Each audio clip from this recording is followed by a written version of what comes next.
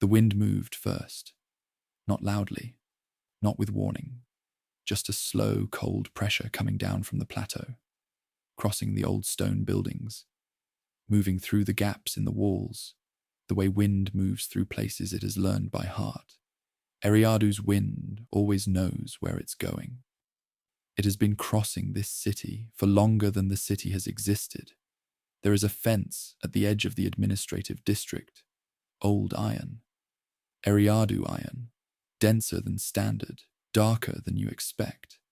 The kind of metal that holds cold even in the middle of the day. The fence surrounds a compound that has been locked for 9 years. 9 years.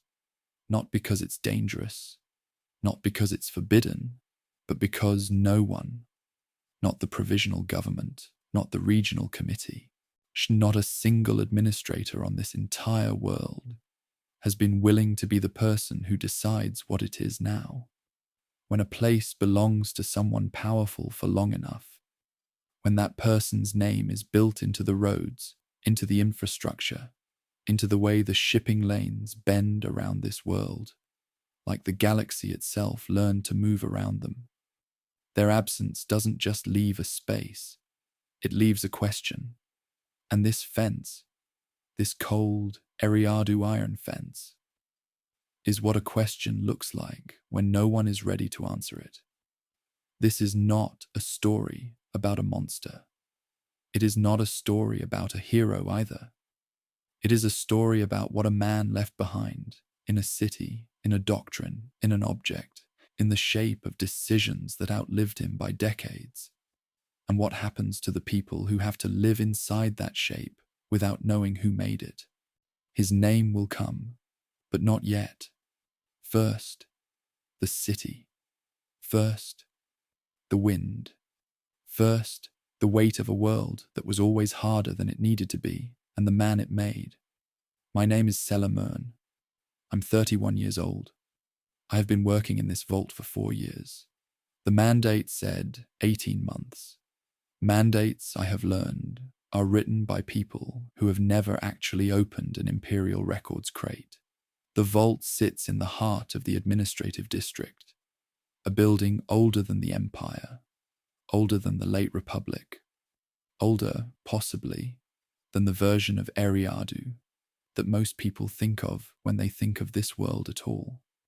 It was a counting house once, trade records, cargo weights, shipping assessments for vessels moving along the Hydian Way and the Rimmer route. 2 great arteries of the galaxy that intersect near this world like veins crossing at a wrist. Eriadu was always a place where things passed through, where things were counted, where things were noted and then moved on. It still is. Only now, what passes through this building is not cargo, it is memory, or what's left of it after an empire packed in a hurry and left the rest behind. I arrived before the vault opened. The side door was unlocked. Prevek leaves it for me on heavy batch mornings. Prevek has worked in this building for 23 years. He has opinions about flimsy storage that I will not summarize here because we would be here for some time. I walk the corridor. The walls are original Eriadu stone, porous, plateau quarried. The kind that holds the iron's smell, not for days or weeks, but for centuries. I made tea. I sat at my table. I looked at the batch. 23 items, standard mix, physical documents, a few data chips, 1 architectural schematic with calcified edges that I am choosing to save for another day. I lay them out in order.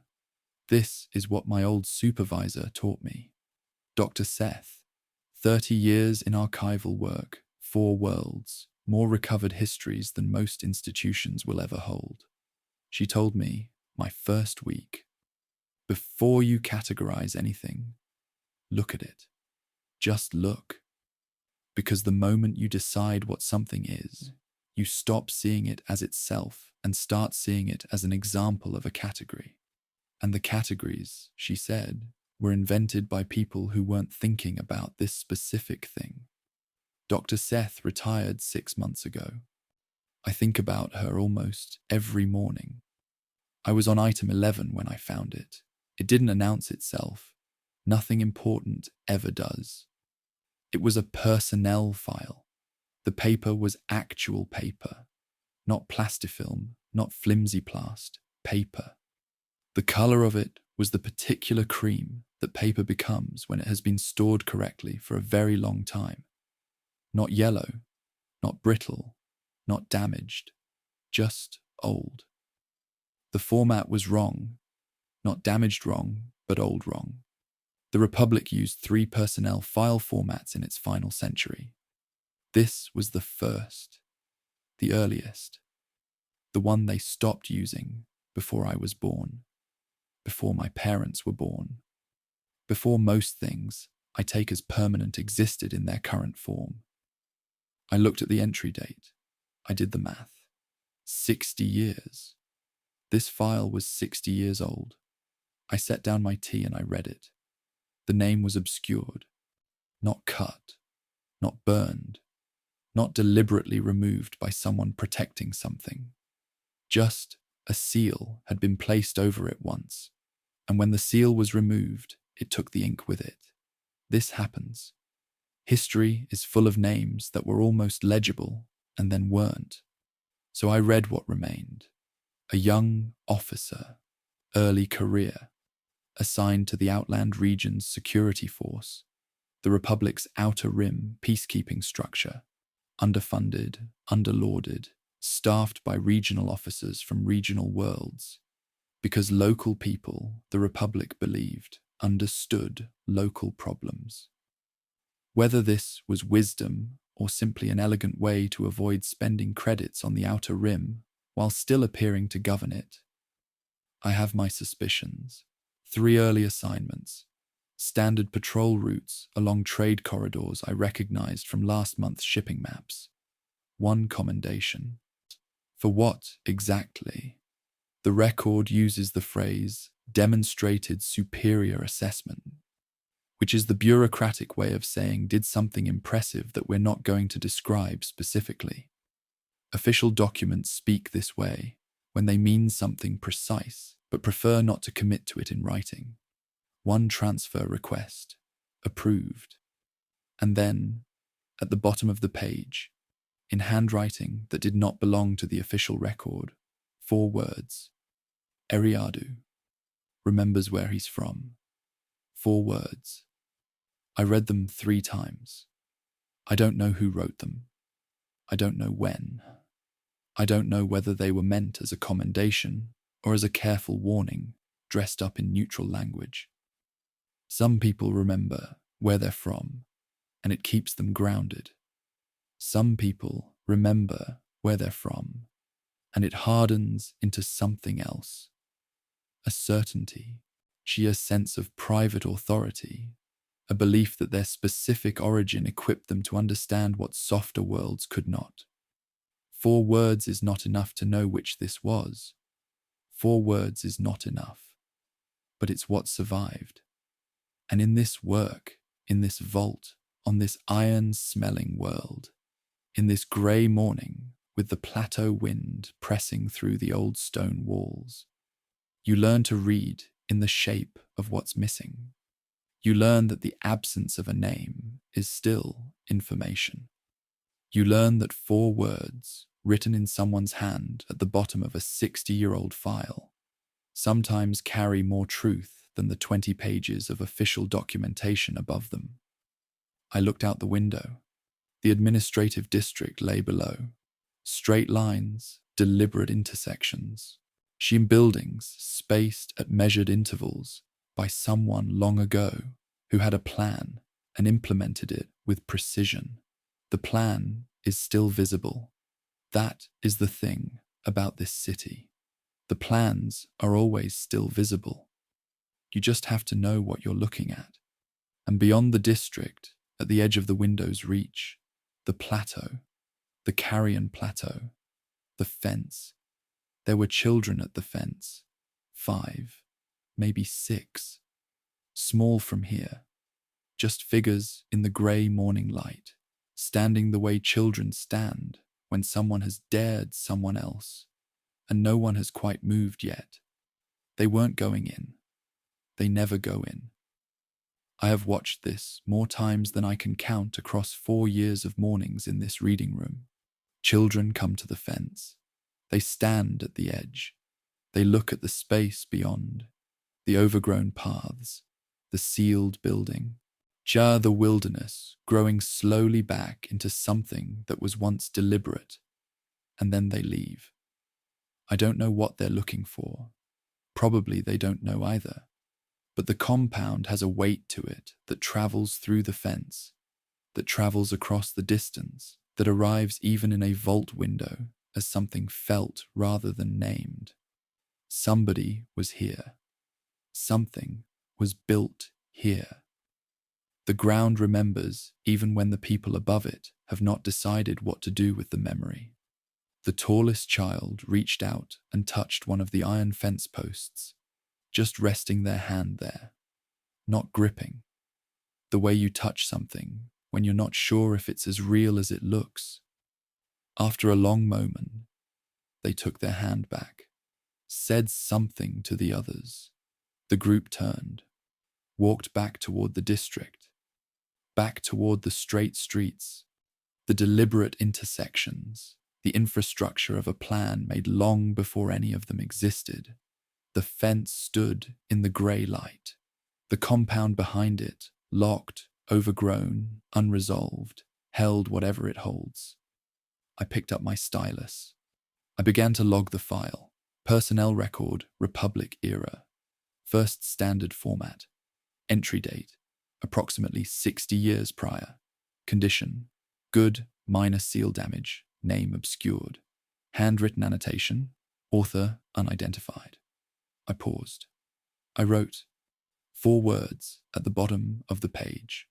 Cross-reference pending. Cross-reference takes time. Everything in this work takes time. The file will wait. It has already waited 60 years. I picked up the next item in the batch, but I kept thinking about those 4 words. Eriadu remembers where he's from. I kept thinking that it is a particular kind of thing, to be described in 4 words by someone who knew you, and for those 4 words to be the only part of you that survived the seal. The wind pressed through the old stone walls. The iron smell was strong today. The children were gone from the fence.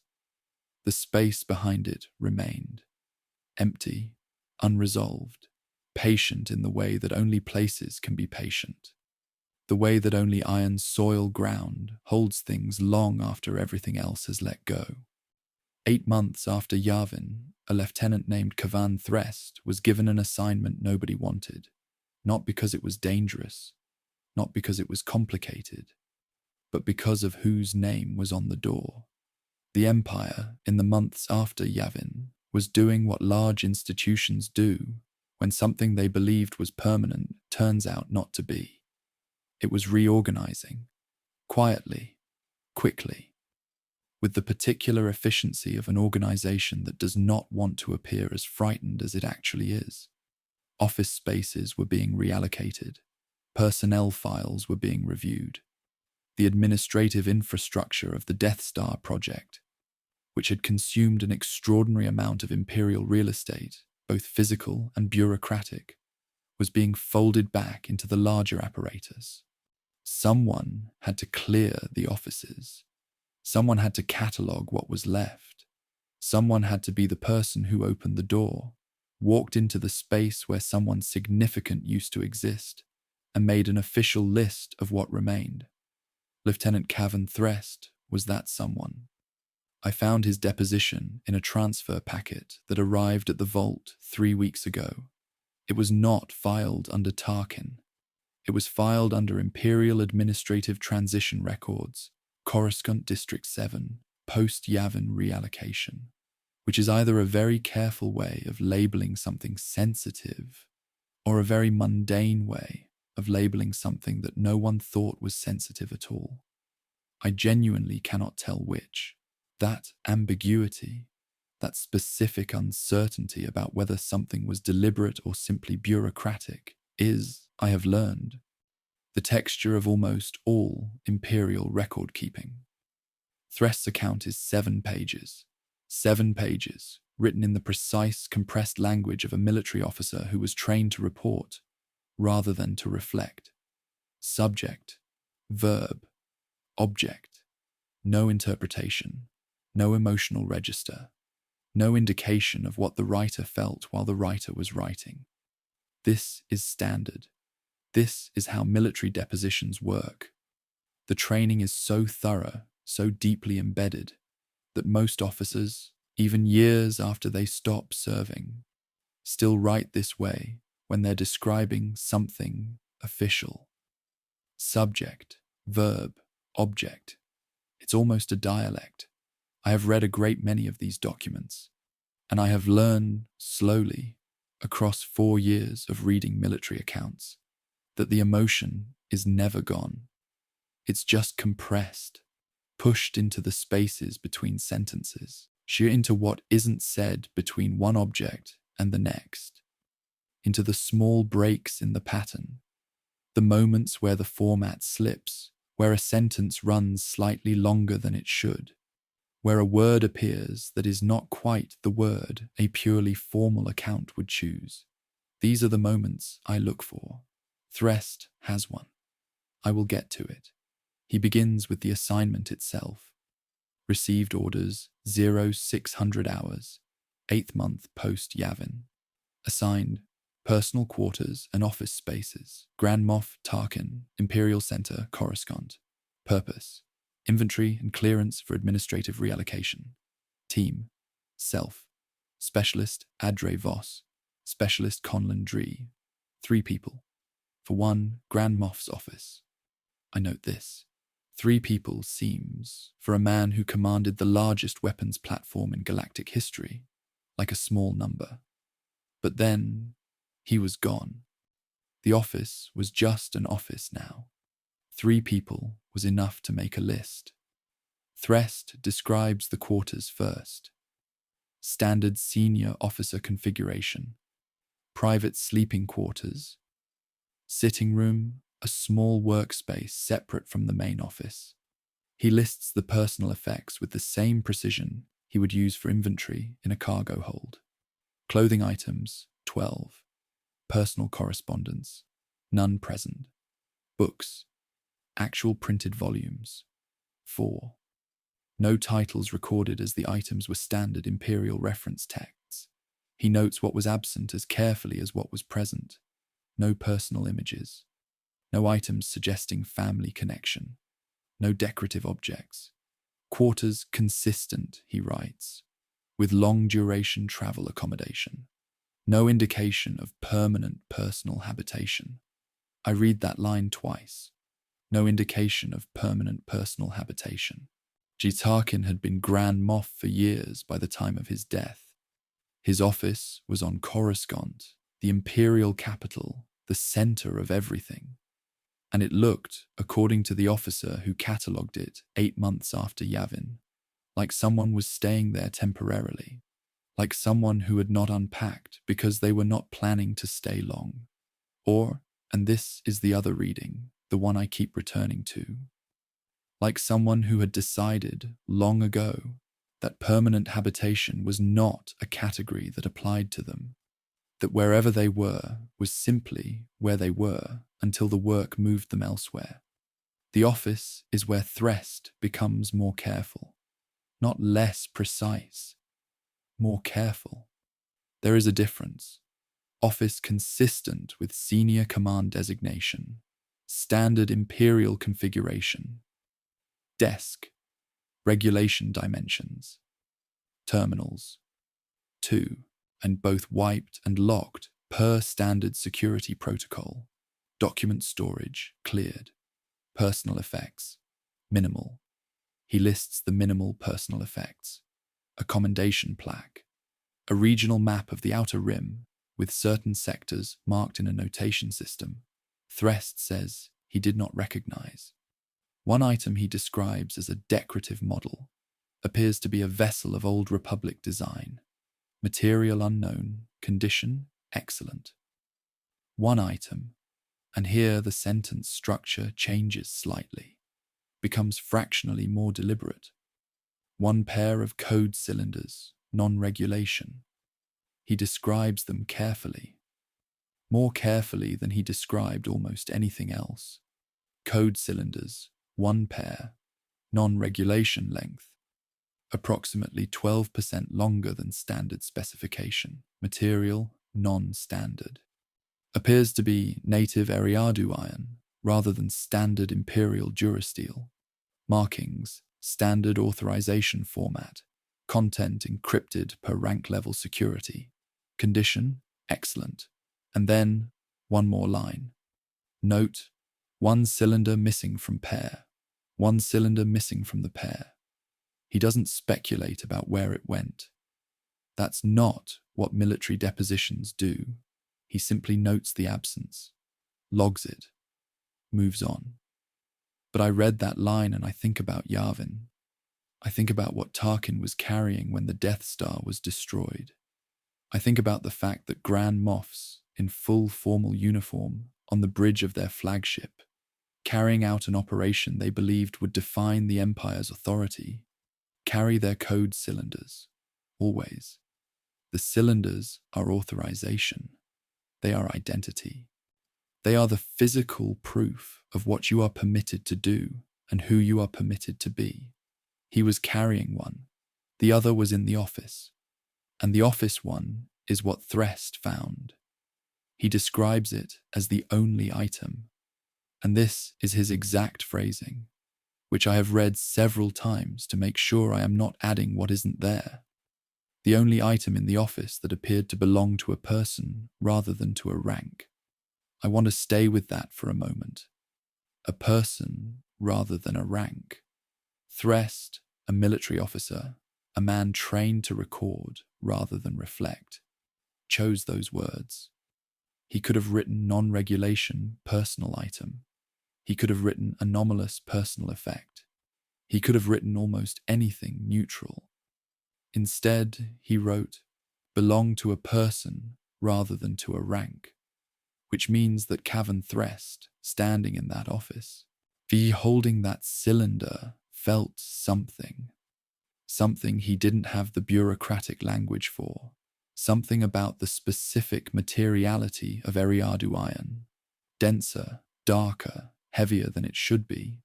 In a space full of Imperial regulation Durasteel. Something about an object that was not what the specification required. That was what its owner decided, rather than what the manual said. Threst logs the cylinder, bags it, marks it for transfer. He moves on. The rest of the office inventory is standard. Terminals wiped, furniture tagged for reallocation. The map with the unknown notation system set aside for intelligence review. Standard. Standard, standard. And then, near the end of the deposition, 7 pages in, one sentence that does not belong to the military dialect. I remained in the office for a period beyond what the inventory required. No task was pending. I did not take any action during this time. That is all. He does not explain it. He does not say what he was thinking. He does not describe what he looked at while he stood there. He does not tell us how long beyond what the inventory required actually was. He just notes it, the way you note weather in a report as a condition of the environment, and then moves immediately back to the formal record.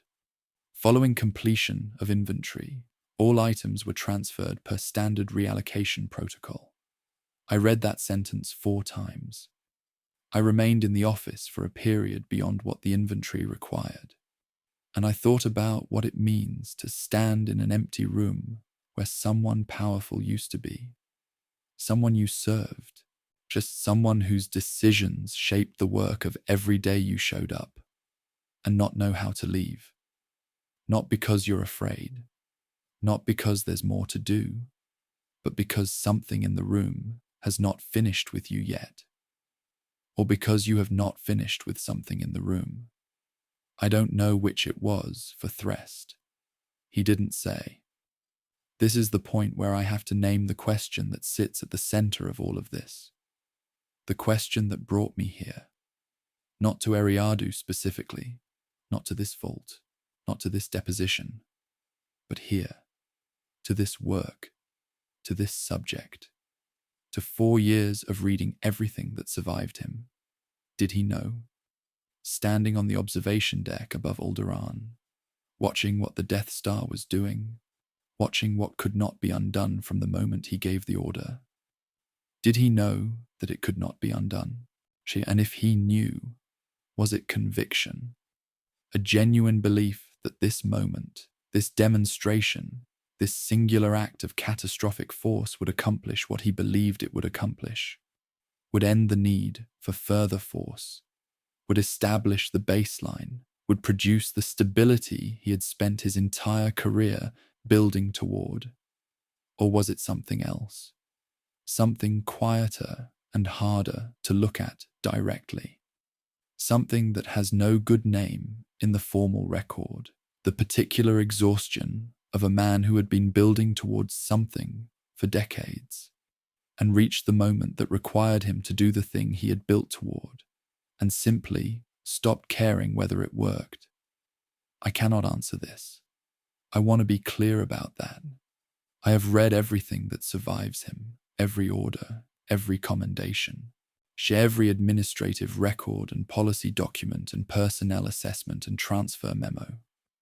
I have read the accounts of people who served under him, people who negotiated with him, people who feared him, people who, in ways they never fully admitted to themselves, admired him. I have read Bail Organa's unfinished letter. I have held, or will hold, the one object of his that made it off the Death Star. And I still cannot answer the question. Every person who was in that room above Alderaan is dead. Every account that exists was written by someone who was not there, who had reasons, good reasons, human reasons, to remember it a particular way. The question is genuine. It is not a mystery that more research will solve. It is a gap, a place where the record ends and the person begins and the person is gone. Cavan Threst might have been the closest anyone ever got to the shape of an answer.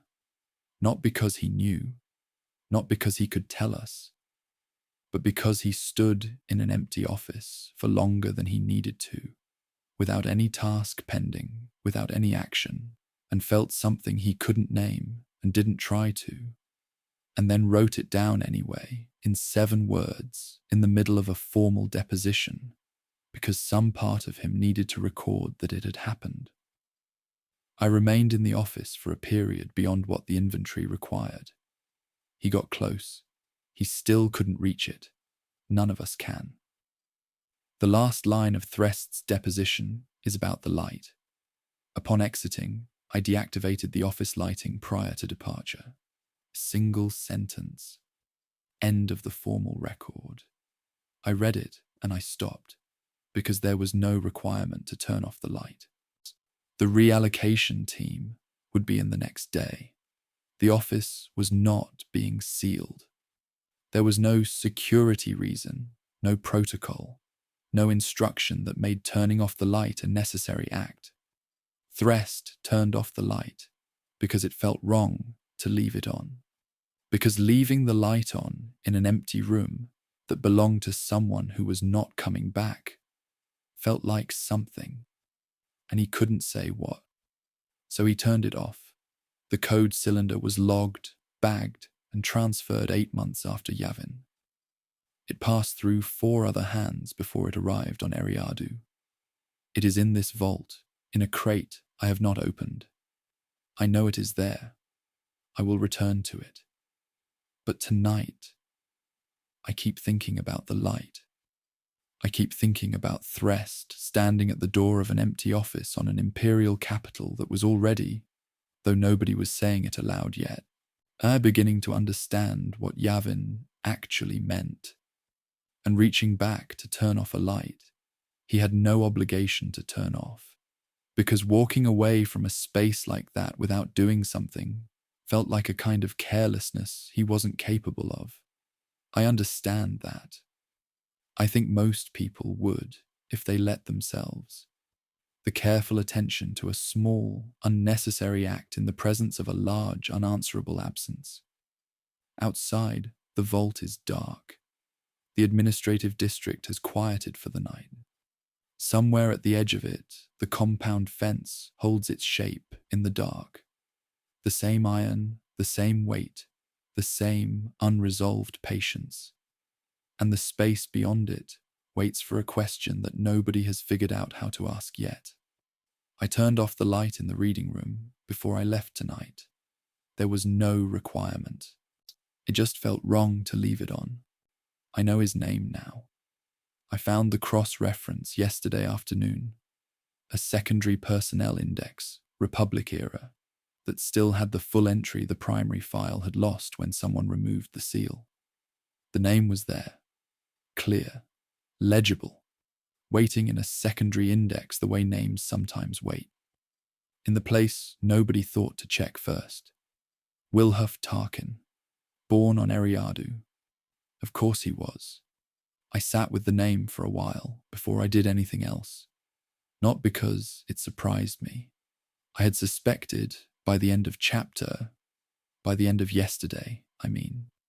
From the file format, from the assignment region, from the 4 words at the bottom of the page. Eriadu remembers where he's from. I had suspected. But suspicion and confirmation are different things. Suspicion lets you keep a certain distance, and confirmation closes it. His name is on this city, not literally, not on plaques, not on street signs, not anymore. The provisional government removed the formal namings in the first year after the empire fell, but the city's shape still carries him. The administrative district's layout, the grid, the deliberate intersections, the spacing of the buildings, follows a municipal plan approved during his governorship. The shipping infrastructure that makes Eriadu economically significant in the western Outer Rim corridor. He laid the groundwork for that before he was anything more than a young officer writing a 2-page recommendation memo. His name is off the signs. His geometry is still in the streets. There is a survey report on my table this morning. It arrived with last week's batch, but I hadn't reached it yet. I'd been working through the personnel transfer records, following a different thread. The survey was conducted 6 months ago, commissioned by the Eriadu Provisional Government, specifically by the subcommittee responsible for determining the future use of properties left without clear ownership after the Imperial collapse. The compound on the Qymaen plateau is one of 47 such properties on the subcommittee's list. It is the only one that took the surveyors 2 days to assess instead of 1. Before I read the survey, I want to tell you about the plateau, about what it was before it was anything associated with a name. The Qymaen plateau is not, geologically, a remarkable feature. So it is high ground, elevated above the lowland basin where most of Eriadu's cities sit, exposed to the wind systems that cross the continent without interruption. The soil is dense. Iron mineral content significantly higher than the lowland average. The plateau vegetation is sparse, not because nothing grows there, but because what grows there has learned to grow low, to grip the iron ground with root systems that spread horizontally rather than reaching down, because the soil below a certain depth is too dense and too mineral-rich to penetrate easily. Everything on the plateau grows sideways. Everything on the plateau learns to hold on rather than reach up. The Tarkin family came to Eriadu approximately 300 years ago. This is documented, not in imperial records, not in republic records, but in the Eriadu Colonial Registry, which is one of the oldest continuously maintained documents on this world, and which the provisional government has had the wisdom to preserve intact.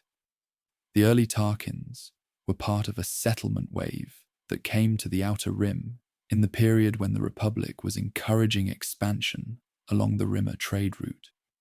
Encouraging is a generous word. The Republic offered administrative support and limited military protection to settlers willing to develop what the Republic's central planners called undercultivated resource territories.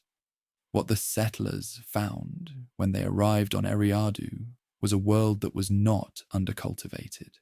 It was simply hard. The wilderness was real wilderness. The predators were real predators.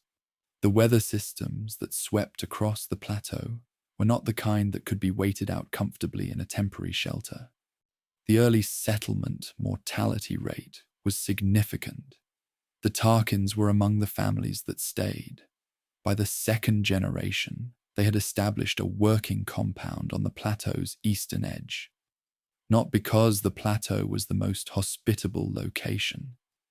It wasn't. The lowlands were easier, more sheltered, more accessible to the trade routes, but the Tarkins built on the plateau because the plateau was visible. From the lowlands, from the basin, from the early settlement towns that would eventually become the administrative district, you could look up and see the plateau. And if you knew where to look, you could see the compound. The Tarkin family wanted to be seen looking down. This is not an interpretation. This is in the colonial registry. The founding Tarkin's land application specifically states, high ground preferable, visibility from lowland settlements considered an administrative advantage. 300 years ago, the family patriarch wrote down his philosophy in a land application. Visibility from below considered an administrative advantage. The compound that Wilhuff Tarkin grew up in was the third version. The first had burned, unclear cause. The registry notes a fire without specifying origin. The second had been expanded, modified, and eventually partially demolished when the third version was constructed. The third version, the one that is still there, sealed and overgrown, 6 months ago, assessed by a provisional government survey team, was built approximately 120 years ago by Wilhuff Tarkin's grandfather, who had, by all accounts in the registry and in the few surviving family documents I've found in this vault, a very specific philosophy about what children needed. The Carrion Plateau trials. Every person on Eriadu has heard of them. Not everyone knows the details. The details are this. For at least 4 generations of the Tarkin family, children, typically between the ages of 8 and 12, were taken to the plateau wilderness and left there, alone, for 1 week, with minimal provisions, enough to survive if decisions were made correctly, not enough to survive if decisions were made poorly. No rescue unless the child activated the emergency signal device they were given before departure. Activating the device was permitted, but in 4 generations of Tarkin children, according to the family records I've found, none of them did. I want to be careful here about what I say and what I imply. The trials are not a secret, though they were known in the broader Eriadu community, known, regarded variously as admirable or extreme, depending on who you asked, but not hidden. The Tarkin family did not consider them unusual. They considered them what a hard world required. The philosophy, as best I can reconstruct it from the documents, was this. The galaxy does not care about your comfort. The wilderness does not care about your preferences. Fear is a condition, not a destiny. You can be afraid and still make the correct decision. You can be cold, hungry, alone in the dark on a plateau that wants nothing from you except your failure, and still survive, still choose, still At the end of a week, walk back to the compound on your own. Wilhuff Tarkin completed the trial. This is in the family records. No specific account of his week survives. Or if it does, I haven't found it yet. What survives is the notation in the family log. Wilhuff, week complete, returned. 3 words. The same 3 words for every child who completed it. Week complete, returned. I think about that notation in the context of the other notation, the one on the personnel file. Eriadu remembers where he's from. 2 sets of 3 and 4 words. The family log and the military record, both reducing something significant to its smallest necessary form, both saying essentially the same thing. He came from a hard place. He carried it with him. He did not let it go. Now, the survey. The provisional government team arrived at the compound on a morning in the 3rd month of this year. 3 surveyors, 1 structural engineer, 1 environmental assessor, 5 people, 2 days. Their report is 22 pages. I have read all 22. The structural findings are what you'd expect from a sealed building that has been left without maintenance for 9 years. Roof integrity, moderate, requiring repair in 2 sections of the eastern wing where water infiltration has begun. Foundation, sound. Eriadu, iron-reinforced, original construction. No significant degradation. Interior, largely intact. Furniture and fittings abandoned in place. The compound was sealed rather than emptied. Dust accumulation, consistent with 9 years of closure. No evidence of unauthorized entry. No vandalism. No wildlife intrusion beyond insect-level organisms. Access paths, overgrown. The plateau vegetation has moved across the formal paths in the years since closure.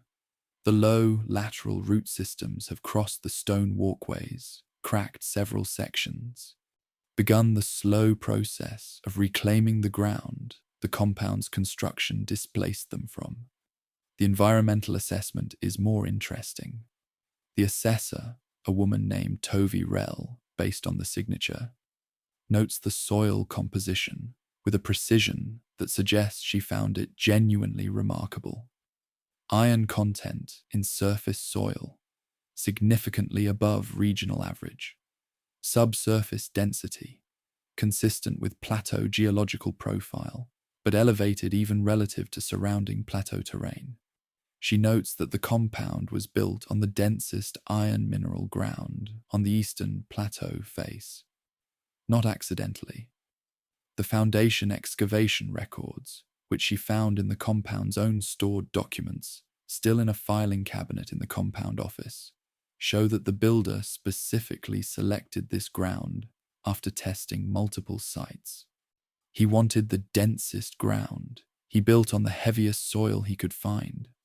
I read that, and I thought about weight, about a family that built on the heaviest ground available, about a boy left alone on a plateau that grips everything with lateral roots because the soil is too dense to go deeper, about a man who spent his career building on iron, doctrine, infrastructure, a weapon, and chose, every time, the option that was heavier than it needed to be, the trial grounds.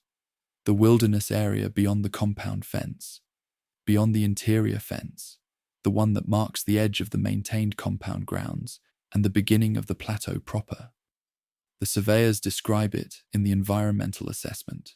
Vegetation has returned to pre-clearance state in all trial areas, identified in historical compound records. Ground cover complete. Path markers no longer visible above vegetation line. Original boundary stakes identifiable at 3 locations via ground-penetrating survey. Iron posts, original installation. The iron posts are still there. Underground now, grown over, but still there, still in the dense soil, still marking the edges of a space where children were left alone to discover what they were made of. The vegetation has returned. But the stakes remain. Eriadu, iron in the ground. Heavy, dense. It holds things longer than lighter soil would. There is a section near the end of the survey report that I want to read to you exactly as it was written. Not because it is dramatic, because it is not dramatic, because it is written in the flat, careful language of a practical person doing a practical job. And something slips through anyway. The section is under additional observations, which is the survey report's version of the space where you put things that don't fit the standard categories. Additional observations. Survey team noted difficulty sleeping during 2-night site stay. Multiple team members reported light sleep, frequent waking, and in 2 cases, an inability to identify cause of wakefulness. No environmental explanation identified. Sound levels within normal parameters. Temperature conditions adequate. No wildlife disturbance recorded. Noted here for completeness. Noted here for completeness. That phrase. That specific phrase. The surveyor, I don't know which of the 5 wrote this section. The additional observations isn't individually signed, is doing what Threst did. Noting something they cannot explain, putting it in the record, not emphasizing it, not dramatizing it, not offering an interpretation, just noting it. For completeness. I don't have an explanation either. I'm not going to offer one. I've been in this work long enough to know that when multiple practical people, surveyors, not poets, not people who think in terms of presence and atmosphere, when multiple practical people note the same unexplained experience in a space, and note it without drama, and note it for completeness, the honest response is not to explain it. The honest response is to note it, and keep it noted, and not close it. The plateau trial grounds are overgrown. The wilderness has returned to the space where children were taught what the family believed the galaxy required. Nobody goes there now. Nobody is left who would know exactly where to walk, to stand in the same spot a specific child stood, cold, alone, on the 7th night, knowing that tomorrow he could walk back, and chose not to signal, chose to stay one more night, not because he had to, because something in him had already decided that this was what he was, and he wanted to be certain. I don't know if that last part is true. I wrote it, and then I looked at it for a while. The family record says, week complete, returned. It does not say what happened during the week. It does not say what the child decided on the 7th night, or the 4th night, or the 1st night when the compound lights were no longer visible, and the plateau was dark, and the iron soil was cold beneath him. I don't know. I wrote it anyway, because it felt like the shape of something true. And then I noted that I wrote it, and that it is not documented, and that the shape of something true is not the same as the thing itself. This is the work. This is always the work. Knowing the difference between the record and the reconstruction, between the 4 words at the bottom of a file, and the life those 4 words are trying to describe. The compound fence is visible from my window. I said this in the beginning. At the beginning of all this, the first morning. It is visible now. Grey afternoon light on Eriadu iron. The plateau beyond it, higher ground, the vegetation that grows sideways because the soil is too dense to go deeper. The iron posts underground that still mark the edges of a space nobody uses anymore. Tonight, the survey report says, people have trouble sleeping here. Practical people. People doing a practical job. They wake in the night and don't know why.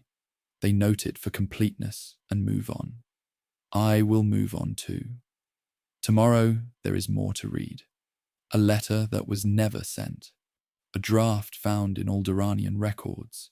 A man who understood Tarkin the way only an opponent who has studied you carefully for years can understand you, and who could not quite bring himself to finish what he was writing. But tonight, the plateau, the iron in the soil, the overgrown paths and the underground stakes, and the 5 practical people who couldn't sleep and wrote it down anyway, for completeness, in case it meant something, in case someone later needed to know. The compound holds its shape in the afternoon light. The fence stands. The ground beneath it is dense and dark, and holds things the way heavy soil holds things, longer than you expect, longer than seems reasonable, longer than anyone planned for. The Alderaanian files arrived at this vault by accident. That is the only word for it. Accident. When Alderaan was destroyed, the Empire did not expect that anything would survive. That was, in part, the point. A planet is a record.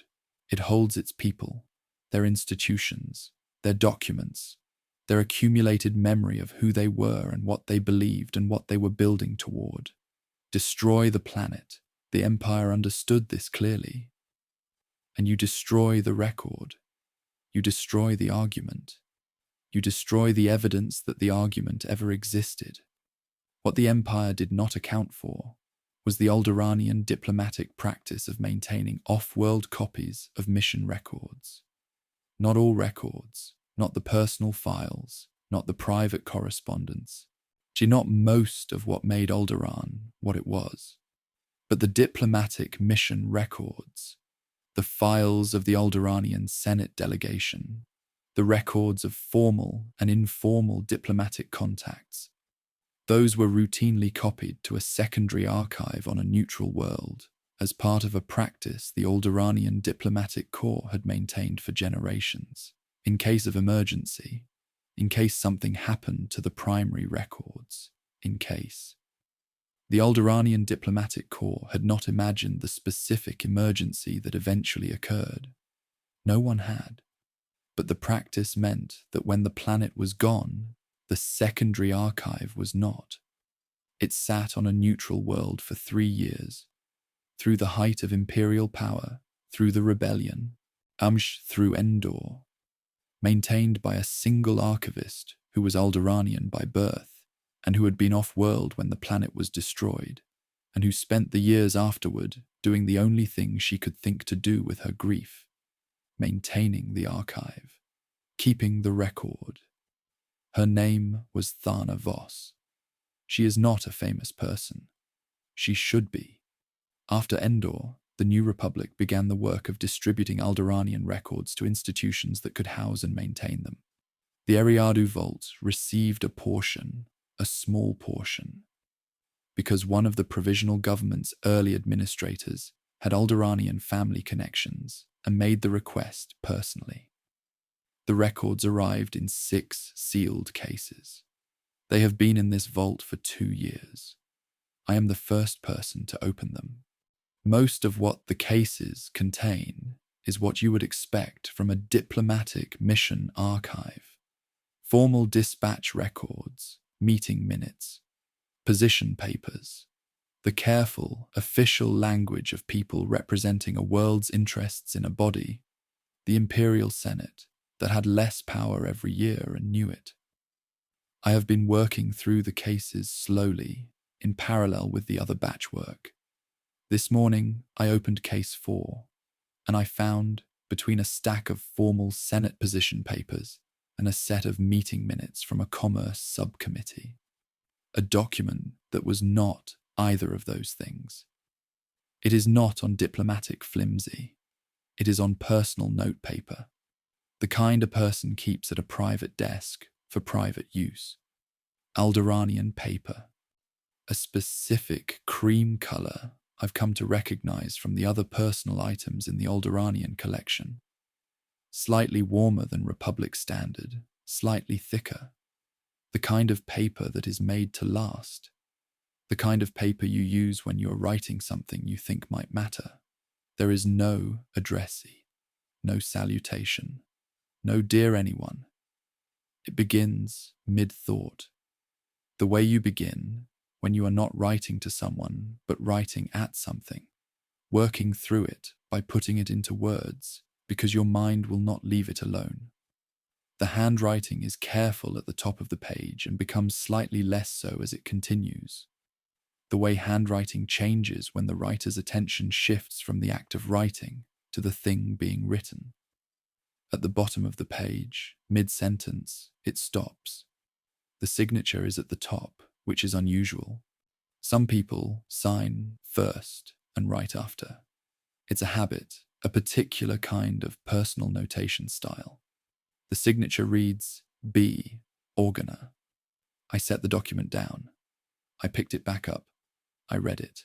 The date is in the upper corner, approximately 2 years before Alderaan's destruction, which means Bail Organa was alive when he wrote this, which means he carried whatever this document contains for 2 years without finishing it, without sending it, without doing anything with it, except, presumably, placing it in a stack of papers in a diplomatic office on a world that no longer exists, where it sat until Thana Voss packed it into Case 4, along with the Commerce Subcommittee minutes and the Senate position papers, because her job was to save what could be saved, and she was saving everything.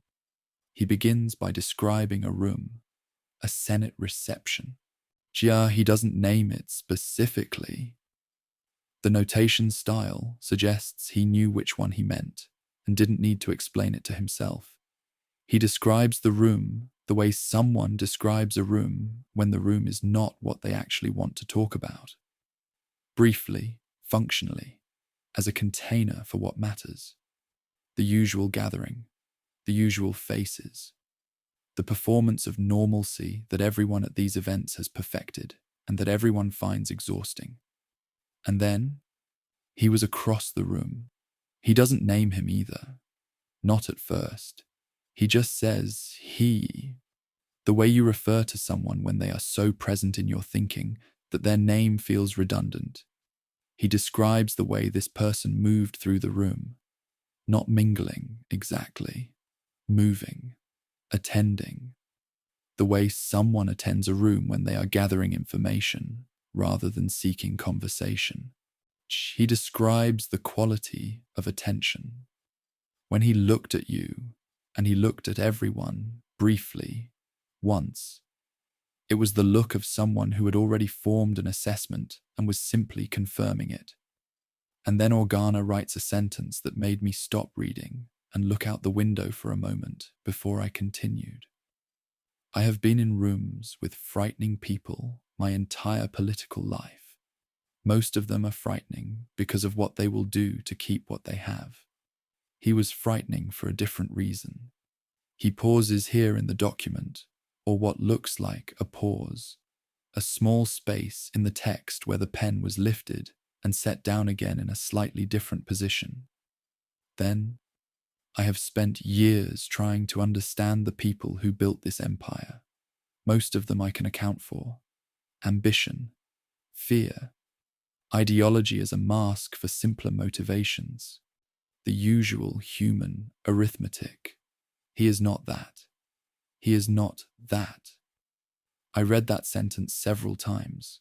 Bail Organa, who had spent his entire political career in the Senate, who had watched the Republic transform into the Empire from inside the chamber where the vote was taken, who had spent years building what would become the rebellion. Bail Organa, who understood imperial power as well as anyone alive at the time, looked across a room at Wilhuff Tarkin and wrote 2 years later in a document addressed to no one. He is not that.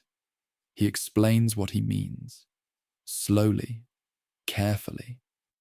The handwriting is very deliberate in this section, the section where he is working out something he finds genuinely difficult.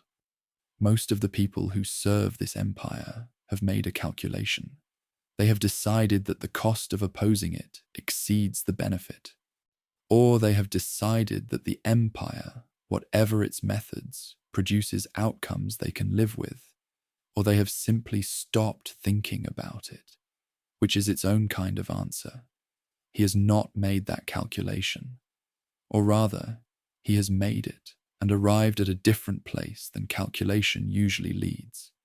He does not serve the Empire because he has decided the cost of opposing it is too high. He serves it because he believes in it.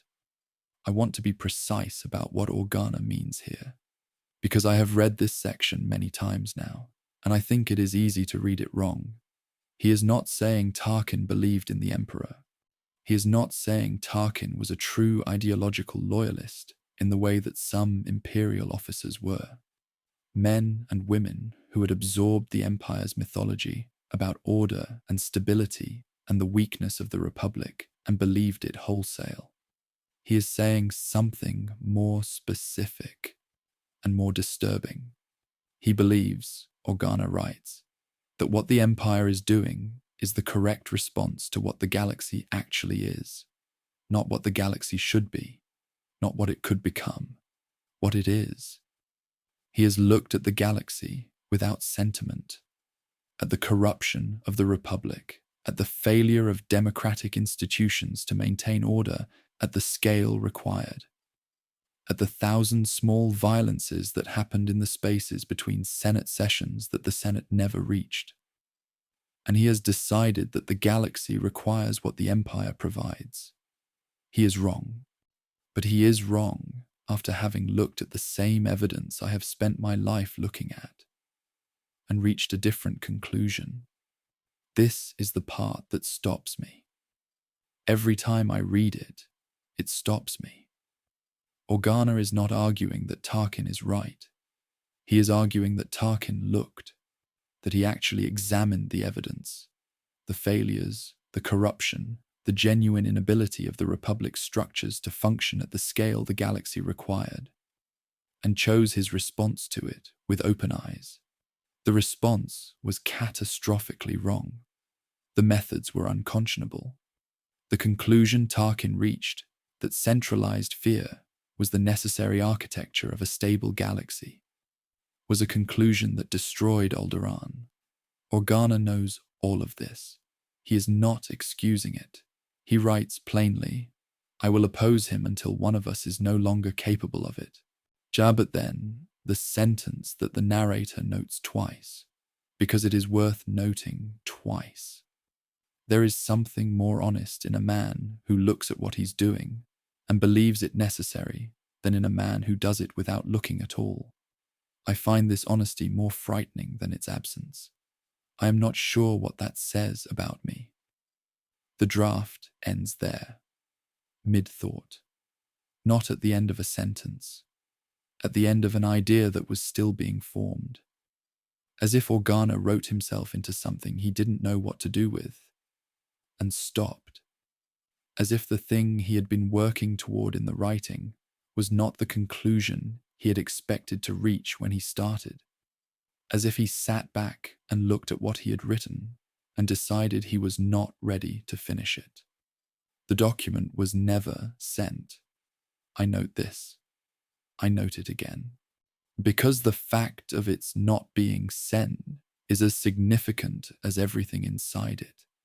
Bail Organa, who was precise and careful and understood political communication as well as anyone in the Senate, wrote 2 pages about Wilhuff Tarkin and then did not send them to anyone, did not finish them, did not, as far as I can tell, do anything with them except place them somewhere in a stack of papers, in an office on a world that was later destroyed by the man the document was about. What do you do with a thought you can't finish? What do you do with a conclusion you reached that you weren't expecting, that your careful, logical, politically experienced mind arrived at and then didn't know what to do with? Organa's answer, apparently, was nothing. You write it. You stop. You put it somewhere. You carry it.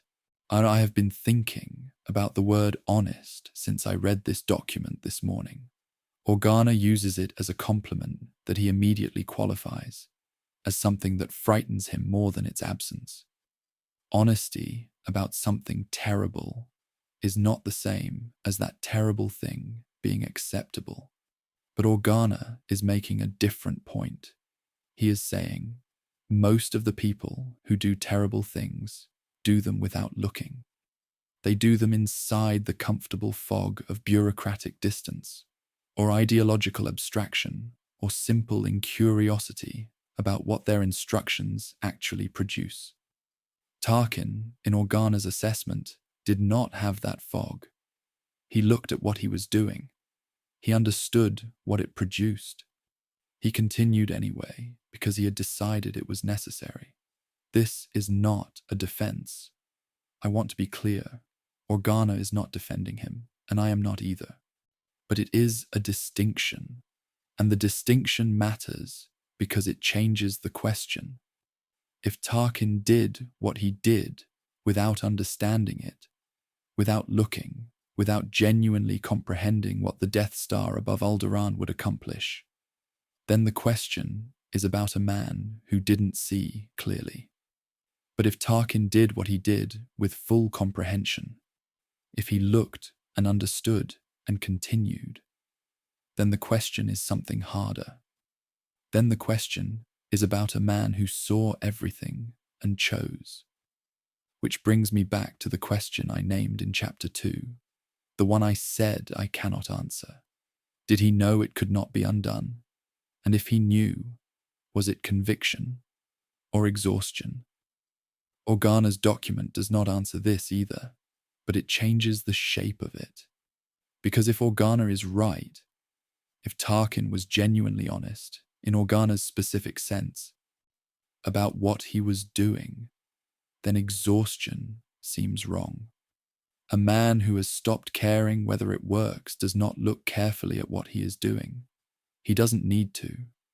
But a man who believes, who genuinely believes that what he is doing is the correct response to what the galaxy is, that man looks, that man is present in what he's doing in a way that exhaustion prevents.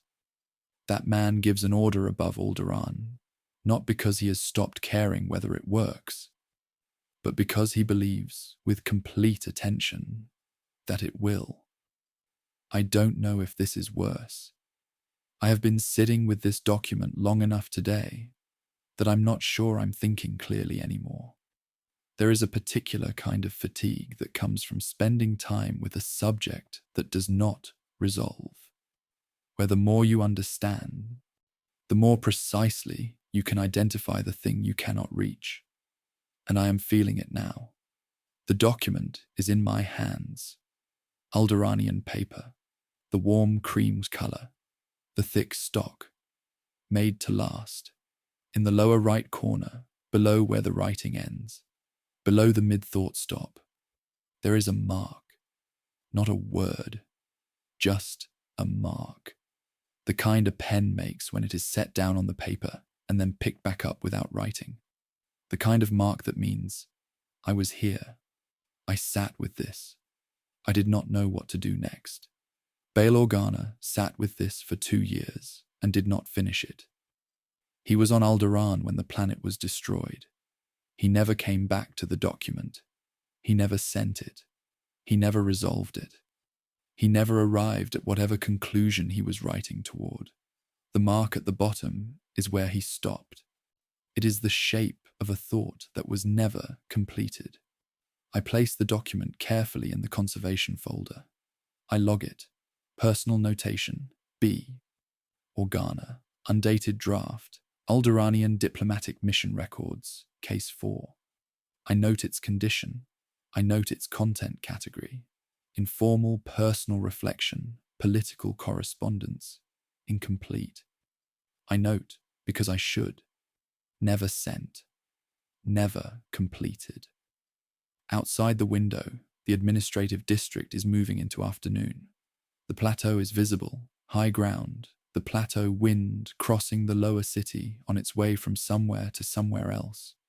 The compound fence holds its shape. I think about 2 men in a Senate reception room 2 years before Alderaan. One of them was building something. One of them was watching what was being built and trying to stop it.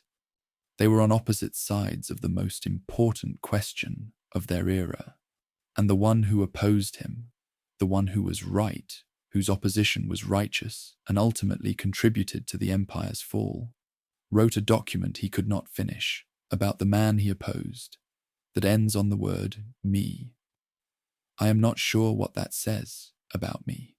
He never found out. Or he found out something, some version of the answer, in a way and at a time that left no record. The document ends where it ends. The mark of the pen where it was set down. There is something more honest in a man who looks at what he's doing and believes it necessary. I find this honesty more frightening than its absence. I find it frightening too, and I have been sitting with that fear all day, turning it over, looking at its edges, and trying to understand what it means that the most precise account of Wilhuff Tarkin I have found in 4 years of reading everything that survived him was written by the man who spent his life trying to stop him. Tomorrow, I will read about what the doctrine actually said, before it was edited, before it was distributed, before it was taught to officers who implemented it in ways its author never intended. But tonight, the draft, the old Iranian paper, the mark at the bottom where the pen was set down. I am not sure what that says about me, neither am I.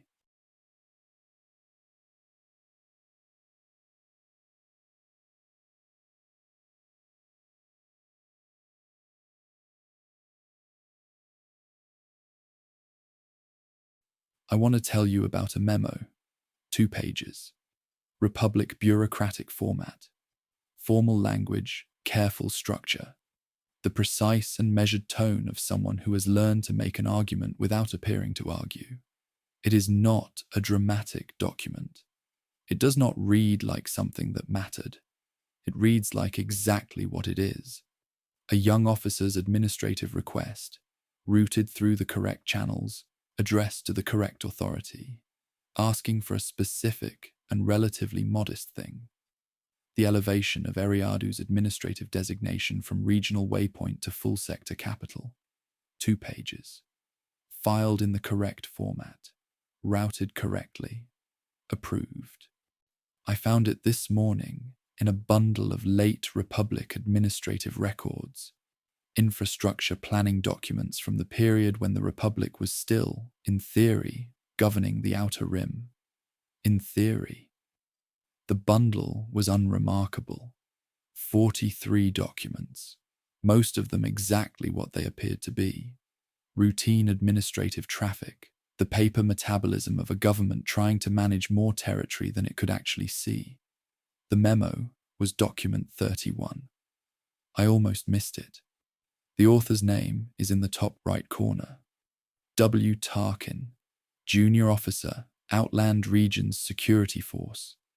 Regional assignment, Seswena Sector, and the date. I looked at the date. I did the math. He was 23 years old when he wrote this. I stopped. I wrote in my journal, which I keep alongside the official catalogue for my own use. For the thoughts that don't belong in formal archival notation, I wrote, he was my age when he wrote this. Then I looked at that sentence for a long moment. Then I kept reading. The memo is competent. That is the first thing to say about it. It is not the work of someone performing competence. It is the work of someone who actually understands what they are arguing and why it matters. He opens with geography.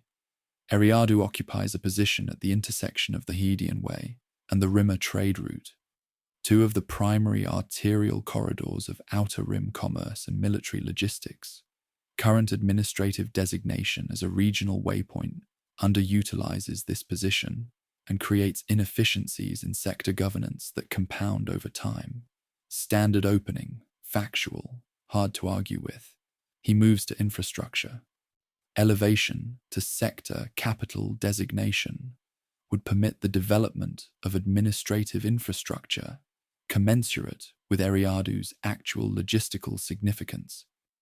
This includes expanded docking and processing facilities, a regional command node for outland security coordination, and preferential routing classification for vessels using Eriadu as a transit point on both primary corridors.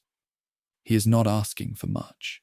He is asking for a designation change, an administrative reclassification, a shift in how a single world appears on a logistics map. But a designation change is not just a label. A designation change changes how resources flow. It changes which worlds are classified as primary nodes and which are classified as secondary. It changes the routing algorithms that determine which paths cargo takes through a sector. It changes where infrastructure gets built, because infrastructure follows designation, not the other way around.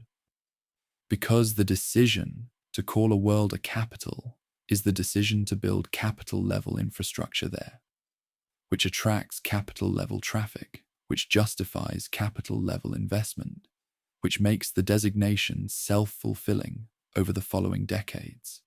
He knows this.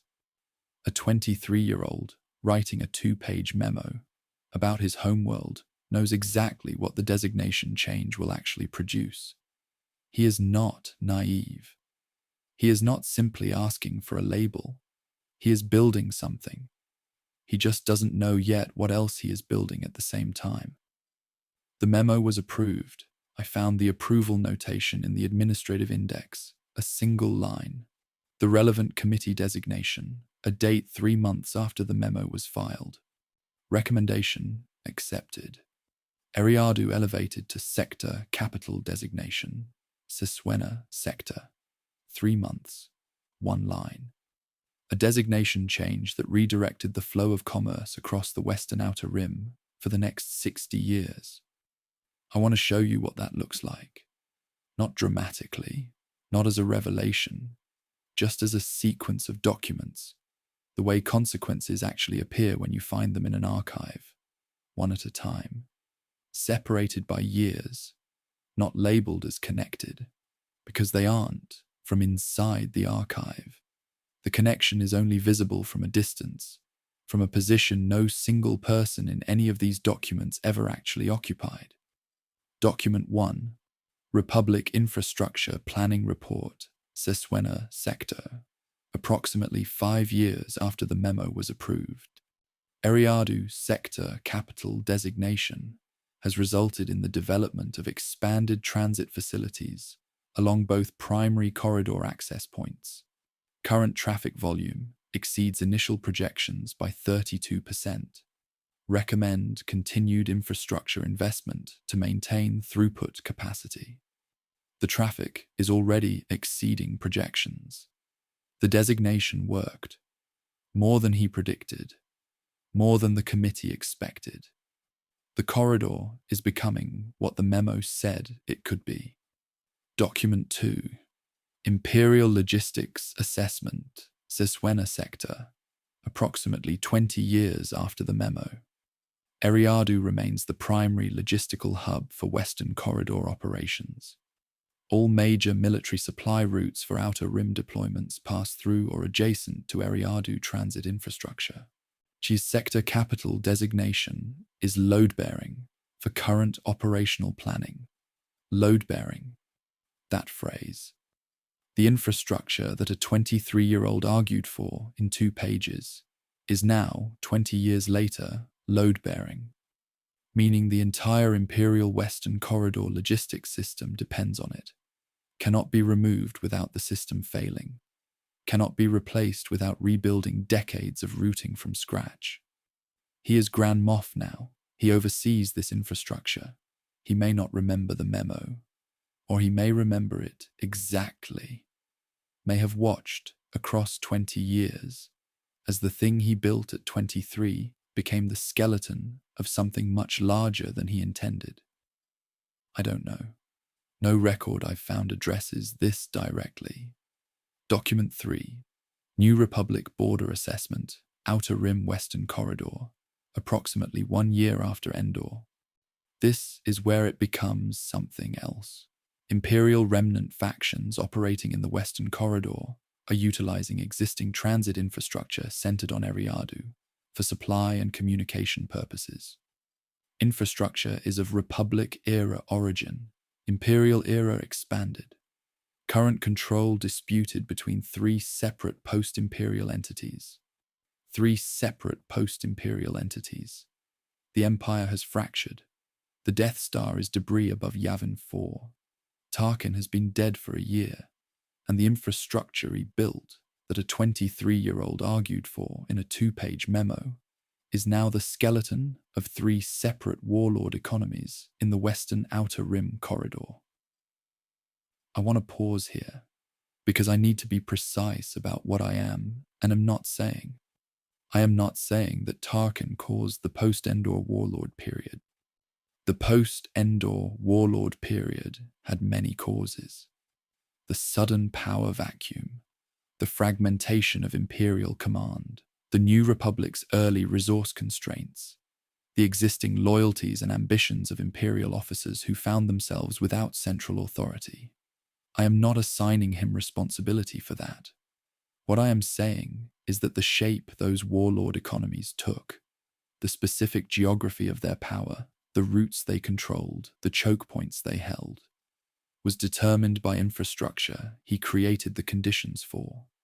He did not build the warlord economies. He built the roads they ran on. Document 4, New Republic Diplomatic Report, Seswena Sector, approximately 3 years after Endor. Negotiations with Eriadu Provisional Government complicated by existing infrastructure dependencies. G3 post-imperial entities maintain significant economic leverage through transit corridor control. Any resolution must account for current routing dependencies that cannot be rapidly restructured. Because the infrastructure is too embedded, too load-bearing. Too much of the Western corridor's economic reality has grown around it for 60 years. You cannot simply reroute 60 years of traffic. You cannot simply redesignate what took decades to build into what it became. The 3 post-imperial entities, I have their names from other documents. I will not detail them here. They are nodes in a system, not the point of this. Those 3 entities held leverage in New Republic negotiations because of infrastructure that predated the Empire. That predated them. That predated their ambitions by 40 years. Document 5. This one is not from the vault. This one is from my journal. I wrote it last night after I had spent the day reading the sequence I've just described. He was 23. He wrote 2 pages. He was trying to help his homeworld. He had no idea that he was writing the skeleton of something that would outlive him by decades. That people who weren't born yet when he filed that memo would live and die inside the logistical shape he created. He did not know. He could not have known. The consequences of a decision are not visible from inside the decision. You can only see them from a distance, from a position that requires time you don't have while you're deciding. I put down my pen after writing that. I looked at the ceiling of the reading room for a while. The ceiling is old stone, plateau stone, the same material as the walls, iron mineral content, dense. It has been holding the weight of this building for a very long time. There is a question I keep not asking directly. I've been circling it across several days now, across several documents, and I want to name it even though I can't answer it. If he had known, if a 23-year-old filing a 2-page memo about his homeworld's administrative designation had somehow known what he was actually building, would he have filed it anyway? I think the answer is yes. I think the answer is yes because of everything else I've read about him, because of the trial grounds on the plateau, because of the 4 words on the personnel file, because of Organa's letter. He believes that what the Empire is doing is the correct response to what the galaxy actually is. A man who believed in building, in the architecture of control, in the infrastructure of order, would not have stopped building a shipping lane because of consequences he couldn't yet see. He would have filed the memo. He would have built the roads. he would have kept going. This is not a condemnation. I'm not sure it's a compliment. It is a description. The shape of a person who builds without stopping to ask what else is being built at the same time. The code cylinder is in the vault. I know exactly which crate it's in. I walked past it this evening on my way out, as I do most evenings, without stopping, without opening. Not because I'm afraid of it. Not because I'm avoiding it. I'm not sure exactly what I'm doing, waiting for something. For a moment when I understand enough about what it means to hold it. The memo is logged now. Administrative recommendation.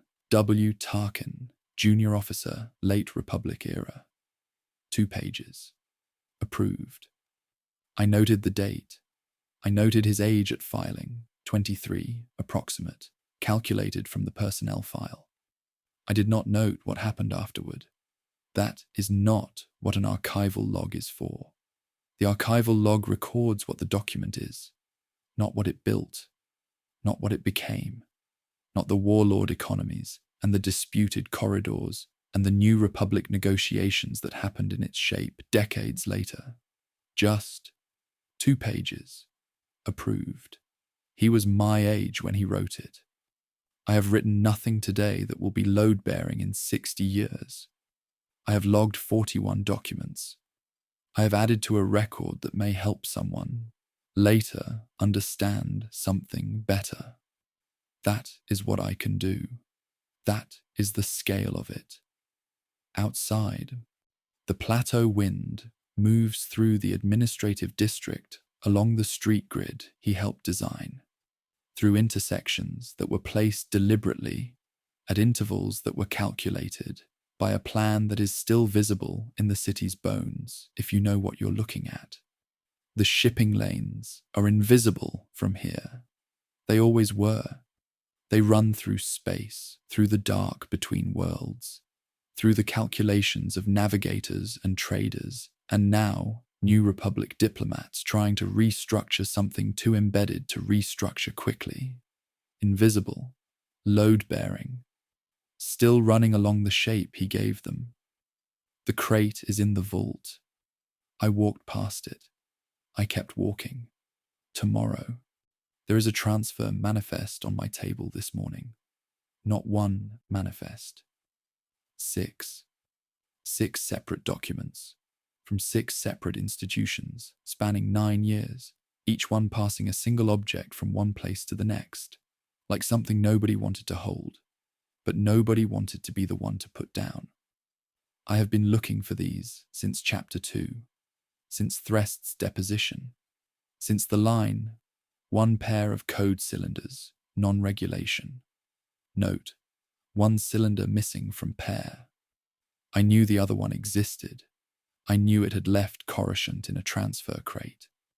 I knew it was here, in this vault, in a crate I have not opened, because the receiving manifest for the vault's holdings lists it as item 7 of 18.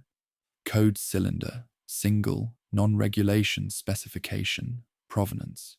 Coruscant, Imperial Administrative Records. Item 7 of 18. It arrived here the way most things arrive in archives. Quietly, without announcement, in a crate with other things that also didn't have anywhere else to go. What I didn't have was the middle, the journey between Threst's office and this vault. 9 years, 6 hands. Now I have it. I want to tell you about each person, not because they are dramatic figures, not because their decisions were significant in themselves, but because each of them tells you something about what it was like to hold an object connected to a name that nobody knew what to do with, in a galaxy that was still figuring out what that name meant now that the man was gone. The first hand, Lieutenant Kevin Threst. We know him already. He found the cylinder in Tarkin's office. He described it precisely.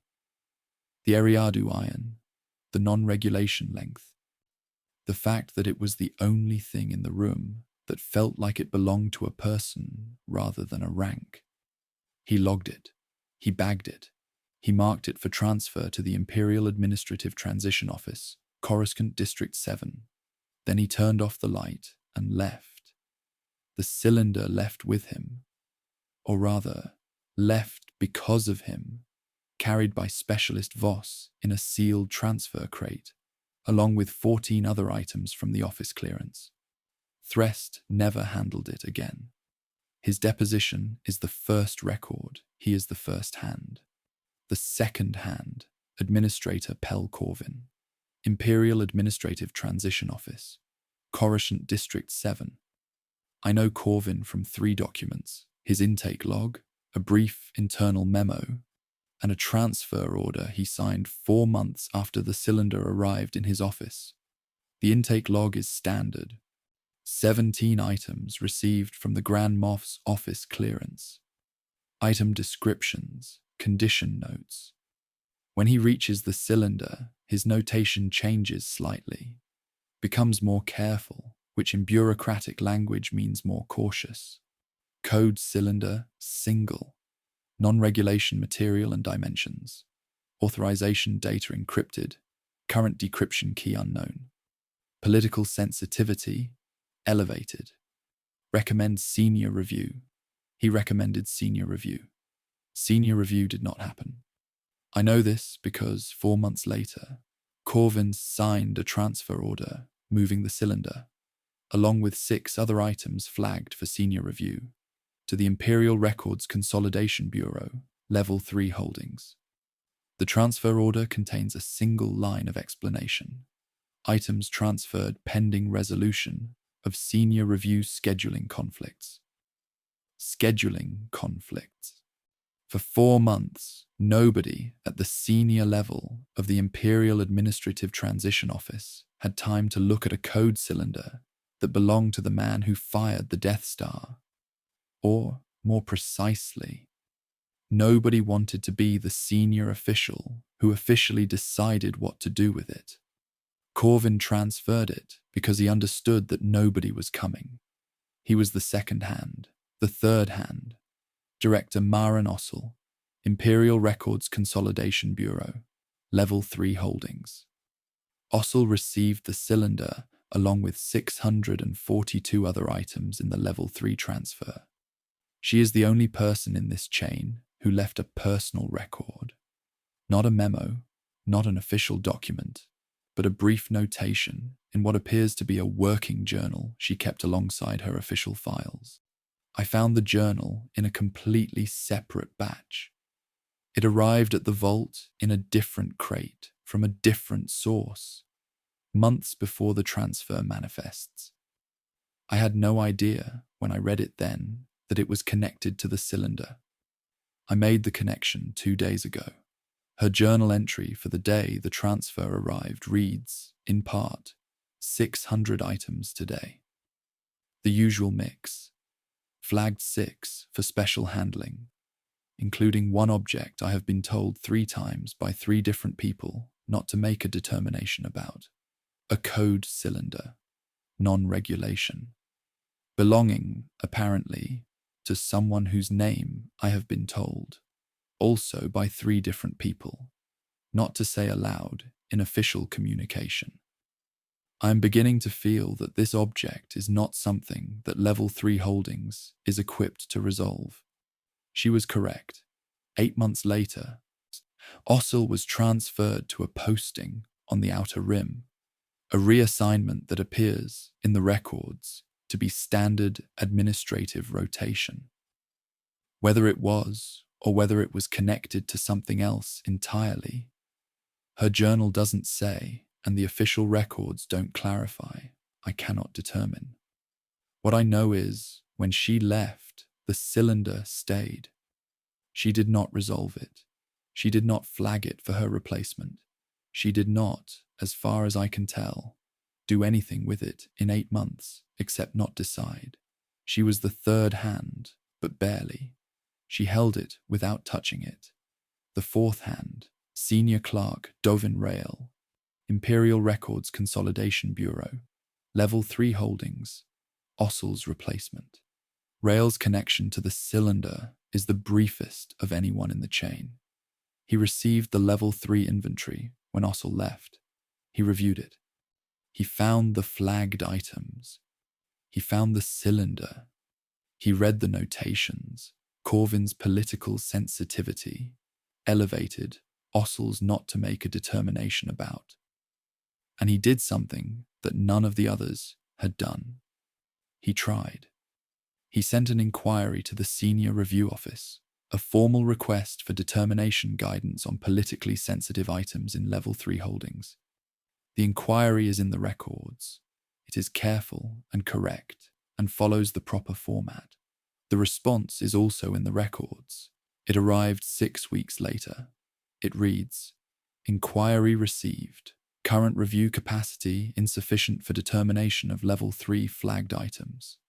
Recommend continued holding pending capacity restoration." Pending capacity restoration, which is bureaucratic language for, we are not doing this now, and we do not know when we will. 3 months after receiving that response, Rael was arrested, not for anything connected to the cylinder, for something else entirely. A financial irregularity in a completely separate section of his responsibilities. He was removed from his post. The cylinder, along with the rest of Level 3 holdings, was transferred to interim management. Rael was the fourth hand. He tried. He was the only one who tried. It made no difference. The fifth hand, interim manager, Sarah Dole. Imperial Records Consolidation Bureau. Emergency Administrative Oversight. Dole's tenure lasted 4 months. She was a crisis manager, brought in specifically to stabilize the Bureau after Rael's arrest created an administrative gap. Her mandate was to maintain holdings integrity and ensure continuity of function, not to resolve flagged items. She not to make determinations, to maintain, to continue. She received the cylinder. She noted it in the interim inventory. She flagged it, as all her predecessors had, as pending determination. And then she did something that none of the others had done. She made a transfer decision, not because she knew what to do with it, but because she had been brought in to stabilize a bureau that was holding things nobody wanted to hold. And her solution to that problem was to move the things to somewhere else. Her transfer decision is documented. She sent a batch of politically sensitive items with unresolved determination status to a secure holding facility on Coruscant, a facility that had been, under the Empire, a classified document store. The facility was now under New Republic administration. Whether Dole knew this, whether the transfer of Imperial flagged items to a New Republic-administered facility was an accident, or a deliberate decision, or a mistake, I don't know. The records don't say. Dole left the Bureau at the end of her 4-month mandate. She went back to wherever crisis managers go between crises. She was the fifth hand, the sixth hand. This is where the chain becomes incomplete. The cylinder arrived at the Coruscant Secure Facility. It was received. It was logged. Item number, condition, provenance. And then, approximately 6 months later, it was transferred again to Eriadu in a crate with 17 other items of uncertain provenance. The transfer order is signed by a name I have been able to trace through the facility records. Archivist 2nd Class, Thomas Brell.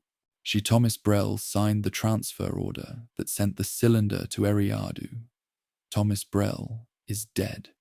He died 14 months ago. 8 months before I found the transfer manifests. 8 months before I began following this chain. Natural causes. He was 61 years old. He had worked in archival services his entire career. Republic era, Imperial era, New Republic era.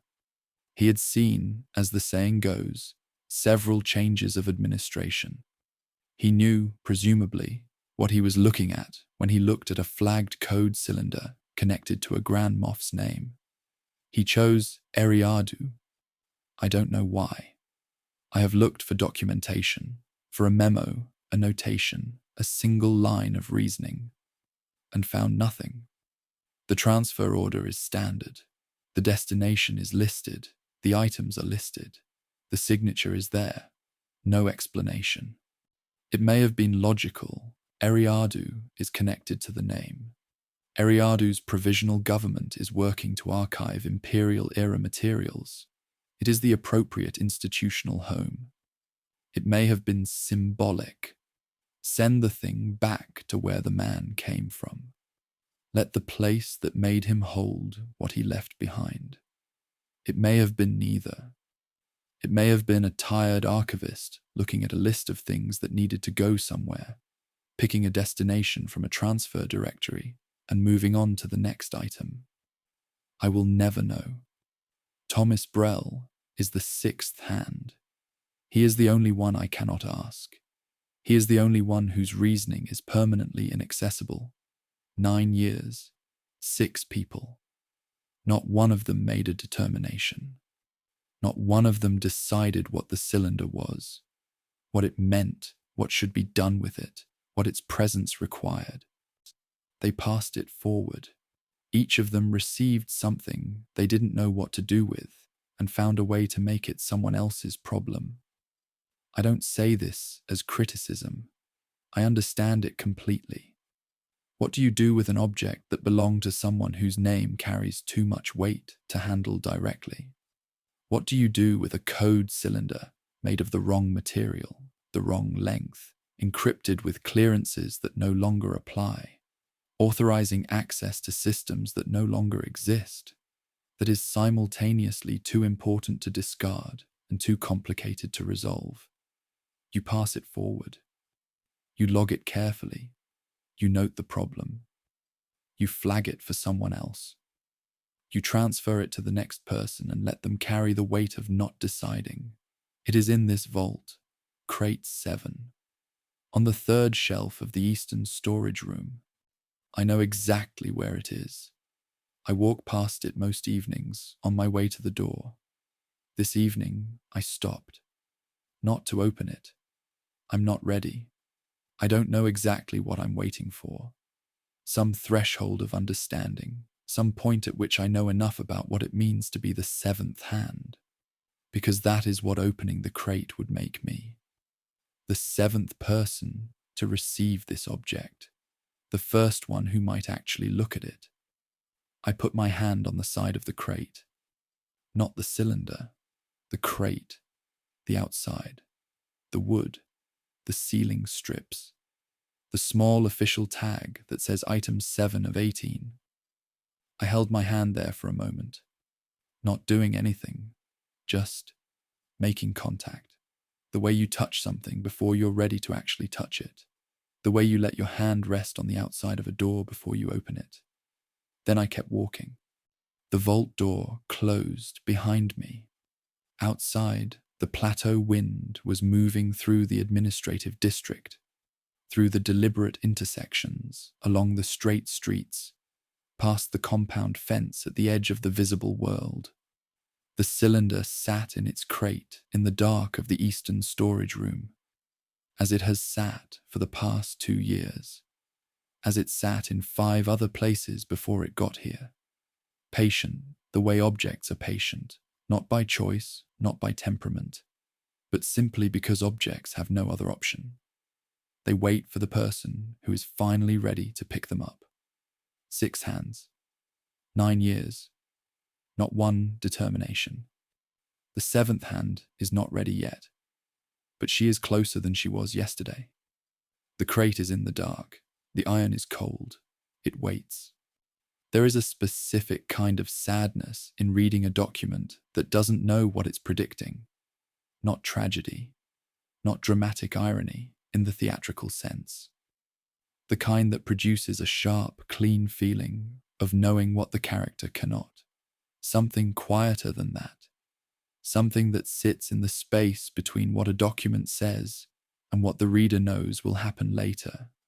a space the document cannot cross, because documents are fixed in their moment, and the moment hadn't happened yet. I found the command assessments in a personnel file bundle, a different bundle from the one that held the original 60-year-old record, the first file, the one with the obscured name. These are later documents. Imperial era, Tarkin as Grand Moff, and as a senior command authority responsible for the performance and development of officers under his governance.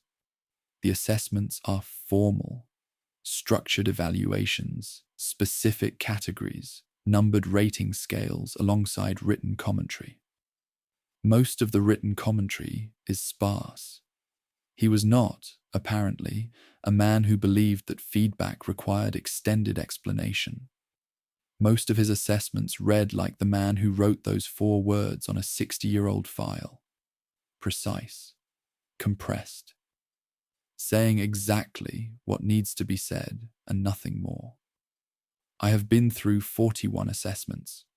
41 officers evaluated in his particular language demonstrates adequate tactical response, insufficient strategic projection, competent within current parameters, parameters too narrow, reliable, not remarkable. Reliable is enough for this posting. Reading them in sequence is like listening to someone think aloud, in very short sentences, at very wide intervals, about what it means to do this work correctly, what this work requires, what most people get almost right and still somehow miss. Assessment 37. The name at the top, Kendall Ozzel, Commander at the time of this assessment. Later, Admiral. The rating scales are middle-high across the board, competent, capable, nothing exceptional, nothing deficient. The kind of officer who would be described in a different kind of document as solid. And then the written commentary. 4 sentences. I read them once. Then I read them again. Then I read them a 3rd time and set the assessment down and looked at the ceiling for a while. Commander Ozzel demonstrates aptitude for the doctrine's application in tactical scenarios. His understanding of fear as a command instrument is functional and improving. He has not yet understood, however, that the doctrine is not the foundation. It is the architecture built on top of the foundation. The foundation is judgment. The architecture without the foundation does not stand. 4 sentences, written in the precise, compressed language of a man who believed that if you wrote something clearly enough, the right person would understand it. The doctrine is not the foundation. It is the architecture built on top of the foundation. The foundation is judgment. I know what happened to Ozzel. This is the part the assessment does not know. This is the space between the document and what came after it. The space I am sitting in, reading something that is still 20 years away from being proven right in the worst possible way. And Ozzel's career record is in the same bundle. I have read it alongside the assessment, going back and forth. The assessment on my left, the career record on my right, watching one illuminate the other in ways that neither document could see from inside itself. The career record shows a steady, competent progression. Commander to captain, captain to rear admiral to admiral. Each elevation accompanied by the standard notations. Performance consistent with rank, demonstrated command capability, recommended for advancement, standard, solid. The career of a man who did everything correctly in the terms available to him, who applied the doctrine, who understood, functionally, that fear was a command instrument, who never, as far as the career record shows, as far as any document I've found shows, paused to ask what the foundation was, what judgment specifically was supposed to look like, what it meant to build the architecture correctly when the ground under it was uncertain. I want to be fair to Ozzel. This matters to me. The fairness of it. He was not a fool. The career record shows a man who understood his world, who navigated Imperial command with sufficient skill to reach the highest ranks, who was trusted with the command of a fleet. He was not failing at what the Empire asked of him. He was failing at something the Empire didn't know how to ask for. Something Tarkin tried to write into an assessment and couldn't quite make transmissible. The gap between the architecture and the foundation. That gap is not something you can write down in 4 sentences and expect someone to absorb. It requires something that cannot be transferred through a document. Something that has to be learned through experience, through failure, through the specific kind of attention that asks why underneath the what. Ozzel read the doctrine, I'm certain of this. The doctrine was required reading for senior Imperial officers. He read it. He applied it. He quoted it in his own command. Assessments of officers below him. I found 2 instances in the career records appendix materials. He carried it faithfully. He just lost the center of it somewhere between reading and applying. He absorbed the fear. He let go of the judgment.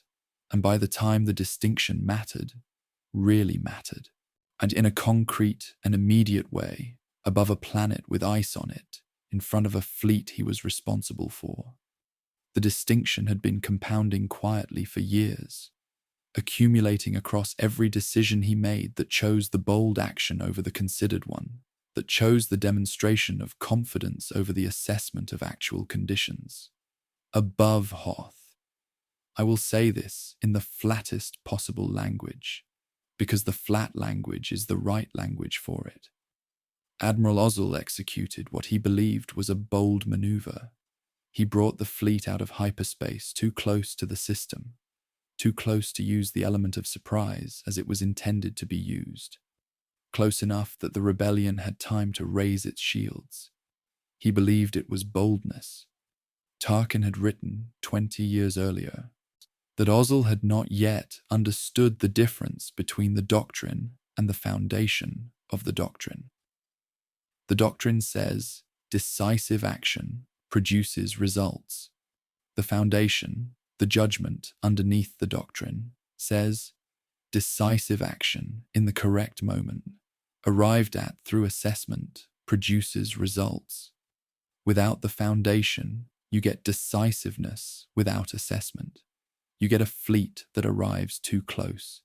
You get shields raised before the decisive action can be decisive.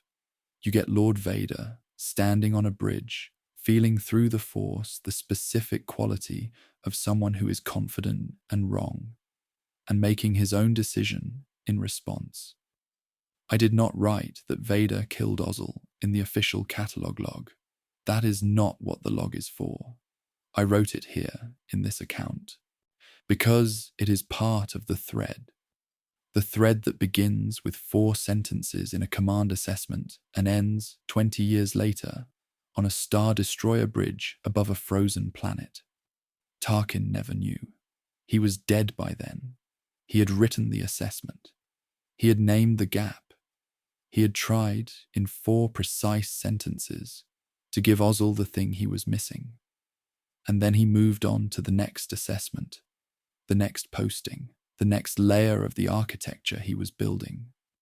He did not know, could not have known, that the gap he named in Ozzel would be exactly, precisely, the gap that ended him. The document doesn't know this.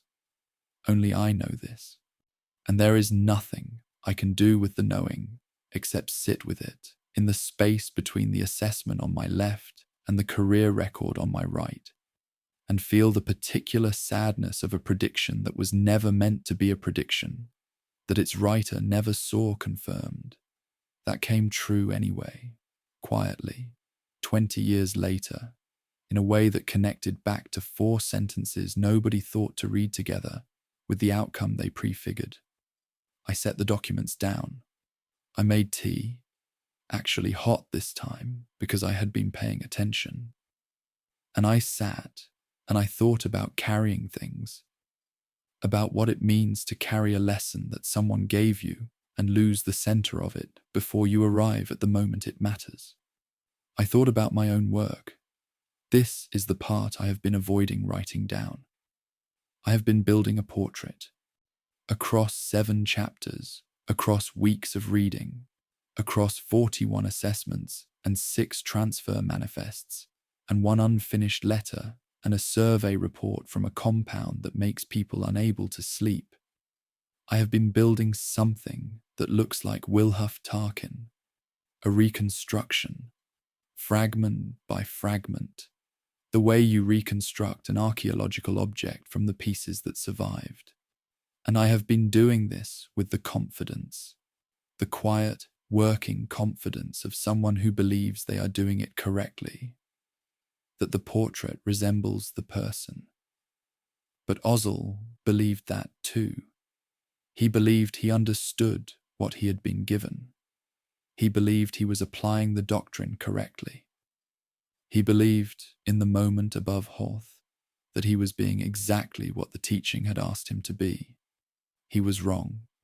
He lost the center of it so gradually that he never noticed it was gone. How do I know I'm not doing the same thing? How do I know that the portrait I'm building, assembled from what survived, from documents and depositions and survey reports and unfinished letters, how do I know that it resembles something real rather than simply resembling itself? That I am not building a careful, well-sourced, meticulously catalogued version of Ozzel's mistake, faithful to the material, faithful to the process, faithful to every observable thing, and missing quietly at the center. The person. I don't know. I want to be honest about this. I have spent 4 years reading everything that survived him. I have held, or almost held, the one object that made it off the Death Star. I have read the man who opposed him most clearly say that he was, in some specific and frightening way, more honest than the people around him. I have read 4 words on a 60-year-old file and felt, unreasonably, that they told me something true. And I still don't know if the portrait I am building is him or is my best approximation of him, which is a different thing, which is the kind of thing that looks exactly like the real thing until the moment the distinction matters. This is the work. This is always the work. The gap between the architecture of the reconstruction and the foundation of the person. The part that cannot be transferred through documents. The part that requires something that died with them. Ozzel quoted the doctrine in his own assessments. He used Tarkin's language. He passed it forward to officers below him. Some of those officers are still alive. Some of them are somewhere in the galaxy right now, applying a lesson that was already, by the time it reached them, 2 transmissions away from the source, 2 steps of distortion, each step faithful, each step losing something. The doctrine passed through Ozzel, passed through his officers, carrying less of the foundation with every transmission, until what remains is the architecture with no ground under it, standing on its own weight, looking solid, until the moment it needs to actually hold something.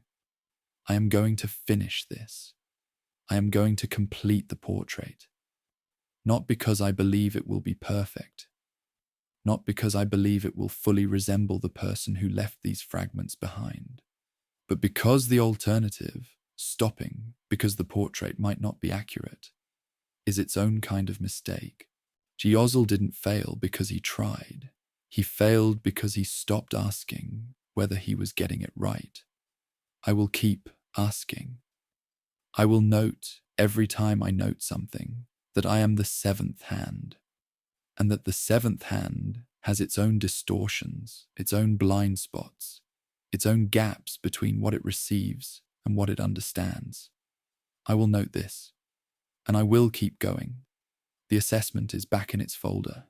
Assessment 37, Kendall Ozzel, 4 sentences of written commentary. The foundation is judgment. The architecture without the foundation does not stand. Filed. Logged. Returned to the bundle.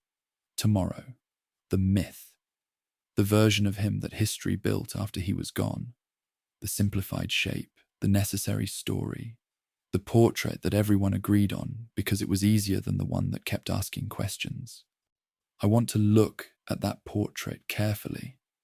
I want to see where it resembles him and where it doesn't. I want to try to feel the loss of the real person behind the useful story. I owe him that much. Not sympathy, not forgiveness. Just the honest attempt to see what was actually there, behind what everyone decided to remember. The assessment is in the folder. The folder is in the bundle. The bundle is on the shelf. Outside, the plateau wind, the straight streets, the compound fence, and somewhere in the eastern storage room, in the dark, a code cylinder made of Eriadu iron, the foundation of the architecture, waiting for the hand that will finally pick it up. The New Republic published its first official historical curriculum approximately 18 months after Endor. 18 months. That is not very long in the scale of history to decide what the history was. But 18 months felt long enough then. I understand this. The galaxy needed to know what had happened, needed language for it, needed a shape it could hand to children and say, this is what occurred. This is what it meant. This is why we are here now and what we are building toward. 18 months. They did what they could with what they had. I have 3 of the early curriculum documents on my table this morning. They arrived in the vault not as Imperial records, but as New Republic materials. Part of a broader archival initiative to document the transition period, to preserve what the Republic was producing in its early years, alongside what the Empire left behind. A record of the record-making. History watching itself decide what history was. The first document, the Battle of Yavin, an account for young citizens, intended for children approximately 8 to 12 years old. 40 pages, illustrated, clear, direct language. I read it the way I read everything, slowly, attending. Tarkin appears on page 11. He is described in 4 sentences. Grand Moff, Wilhuff.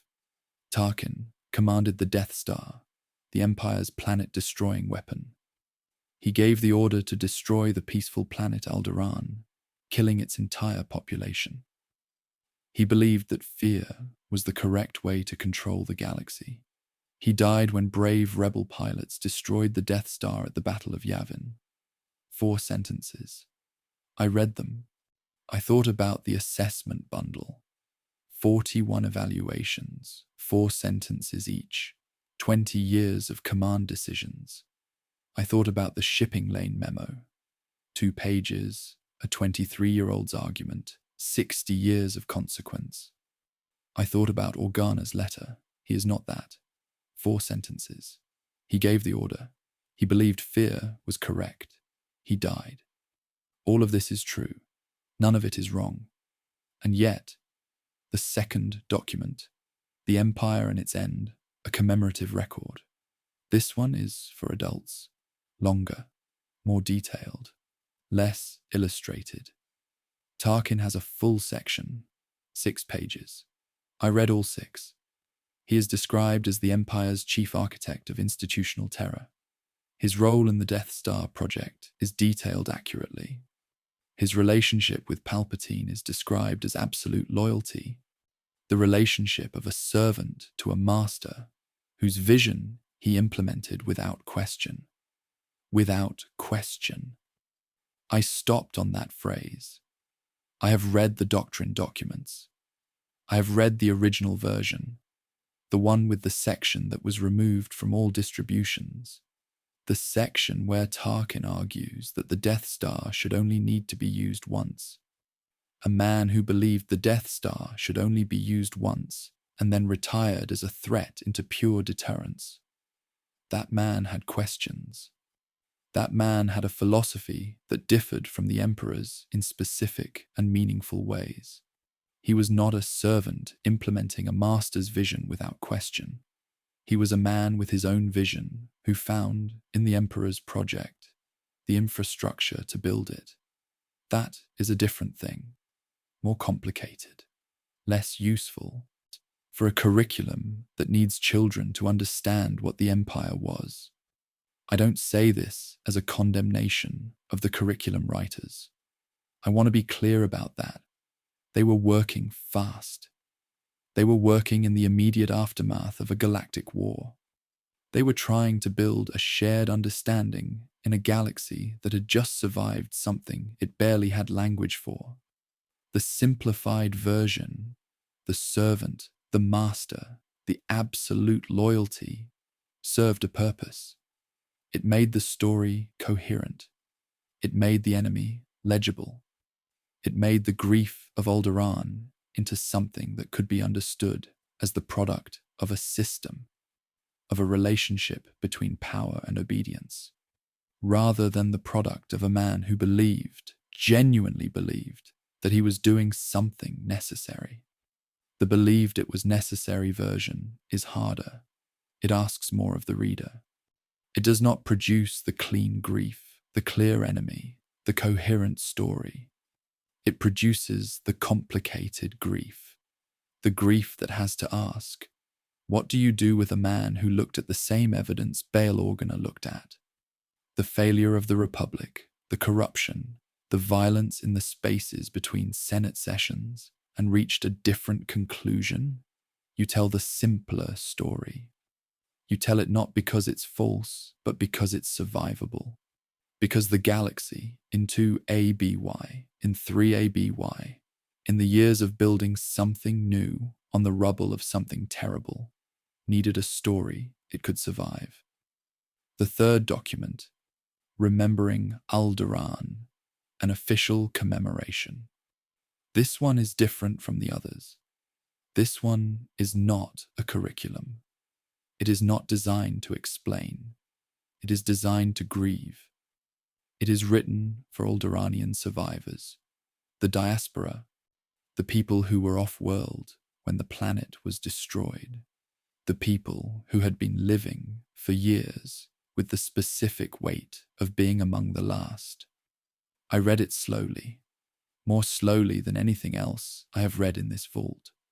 Tarkin appears here too, not as an explanation, not as a lesson, as a name, a single paragraph near the document's end. The order to destroy Alderaan was given by Grand Moff Wilhuff Tarkin. It was an act of deliberate destruction of a people, a culture, a world that had existed for millennia.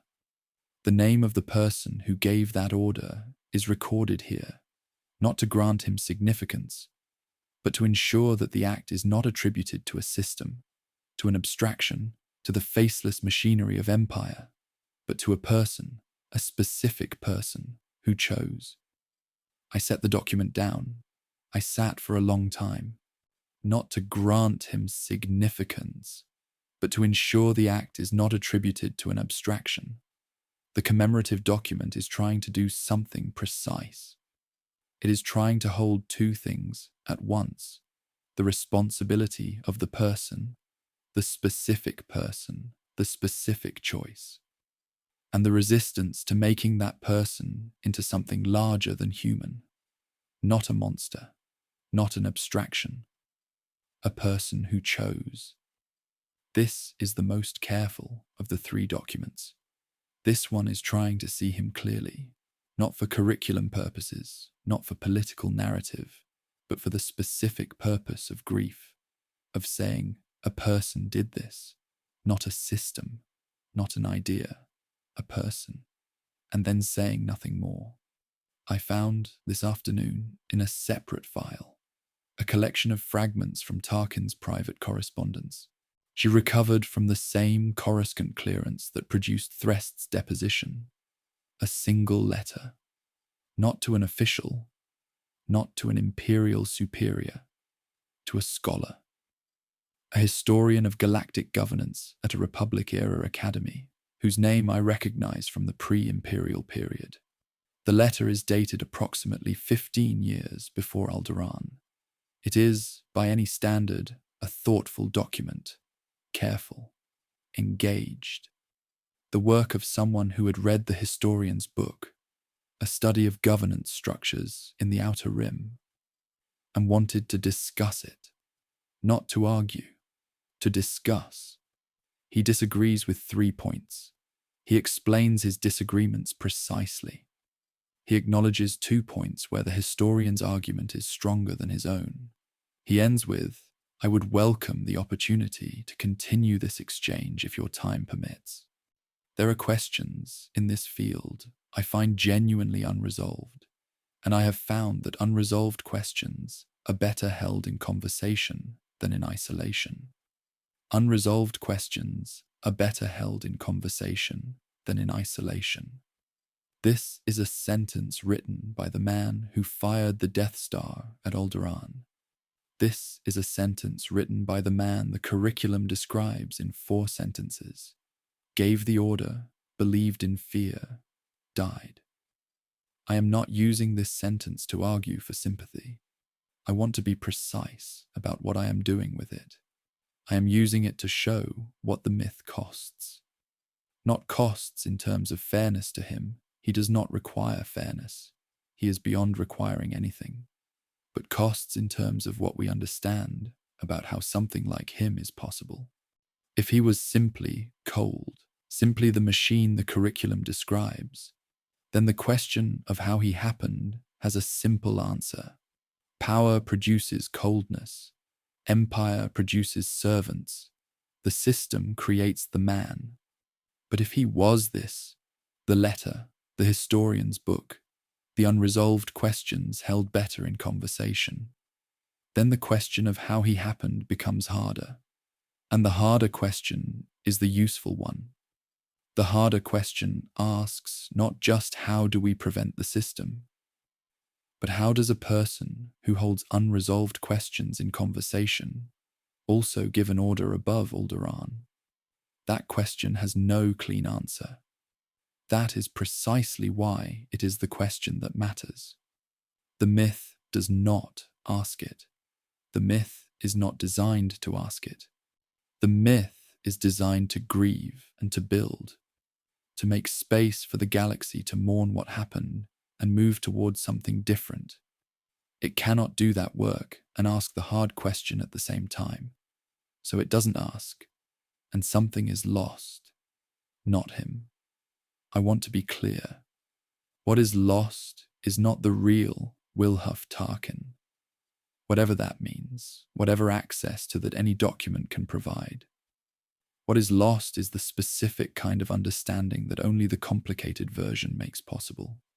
The understanding of how someone like him is made, how someone who writes letters to historians about unresolved questions also fires a planet-killing weapon, how those 2 things exist in the same person, how the same capacity, the genuine belief in what you are doing, the intellectual engagement with why it is necessary, produces both the letter and the order. That understanding matters, not for his sake, for ours, for the galaxy that is trying, now, in 9 ABY, to build something that doesn't produce the next version of him. The myth tells us what he was. The complicated version tells us how. The how is what we need.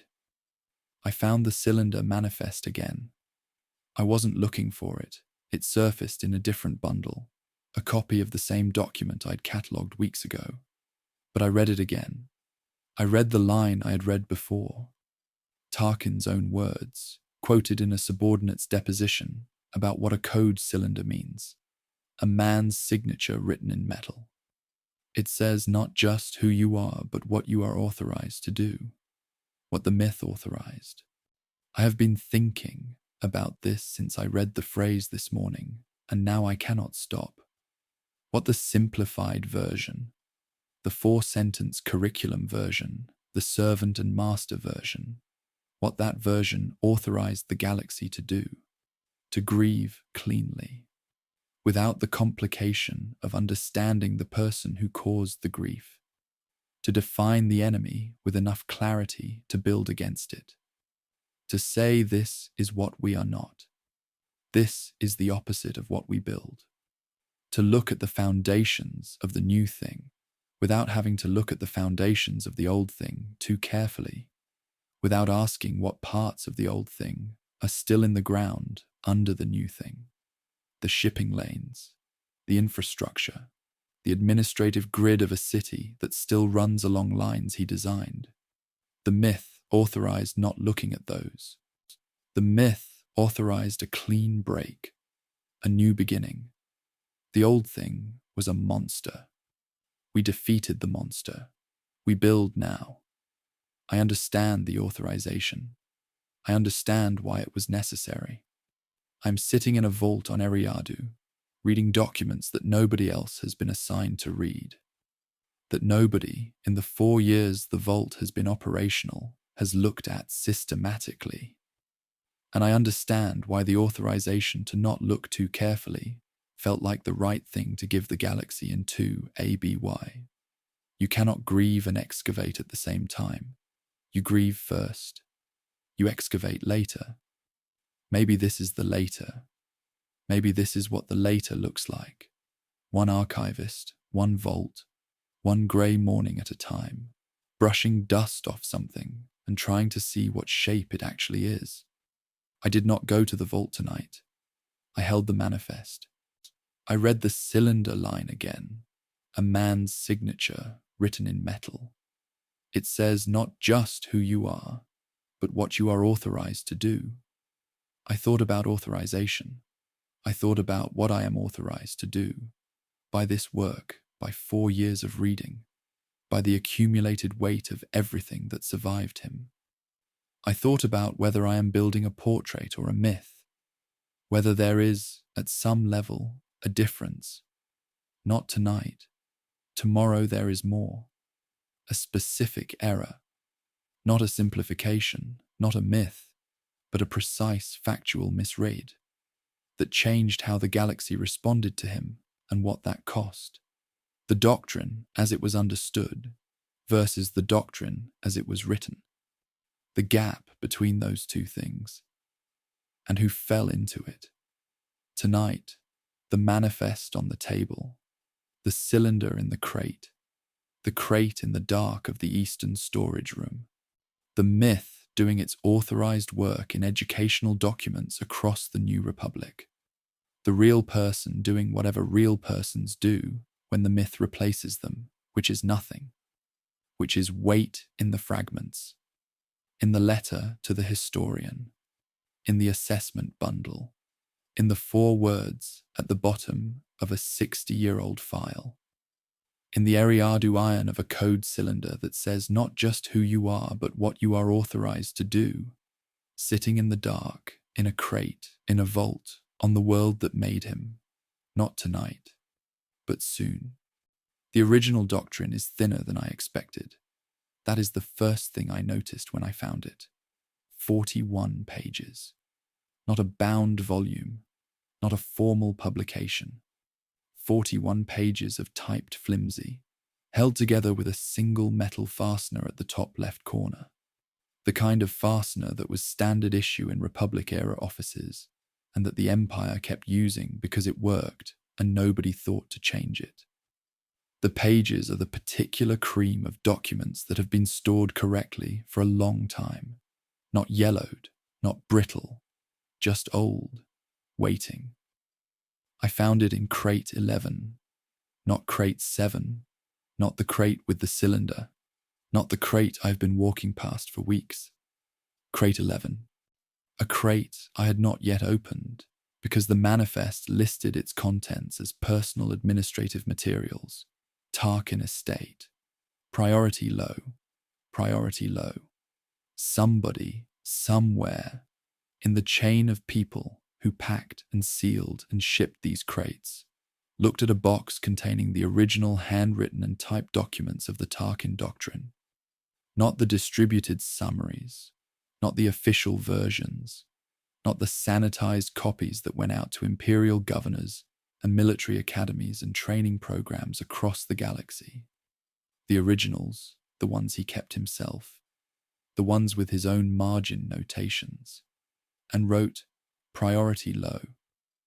I have been sitting with this for several hours now. The 41 pages are on my table.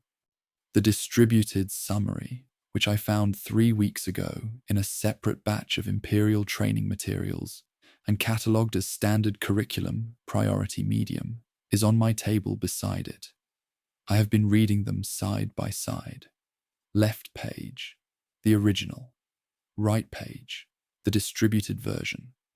Going through them section by section, noting what matches, noting what doesn't. Most of it matches. I want to be clear about this.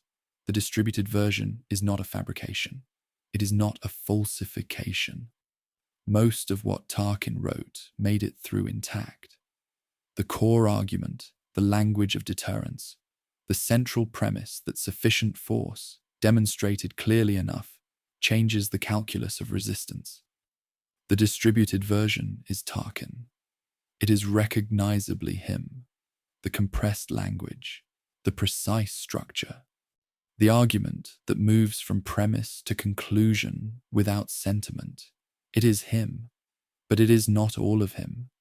And the part that is missing, the section absent from every distributed copy I have found in 4 years of working through Imperial records, that missing section is not a footnote. It is not a caveat. It is the part of the argument that changes what the argument means. Let me tell you what the distributed version says, in summary, and the summary is genuinely accurate. This is what it says. The argument is this: the galaxy is too large and too fractious to be governed by consent alone. Consent is slow. Consent is unreliable. Consent requires constant maintenance, constant negotiation, constant accommodation, constant expenditure of political capital on entities that will take the accommodation and continue to resist anyway. The Republic failed because it tried to govern through consent at a scale consent cannot sustain. The Empire must not make the same mistake. The correct instrument of governance at galactic scale is not consent, it is fear.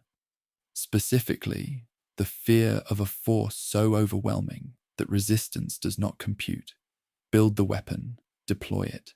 Show the galaxy what refusal costs, and refusal will stop. This is what the textbooks teach. This is what the governors learned.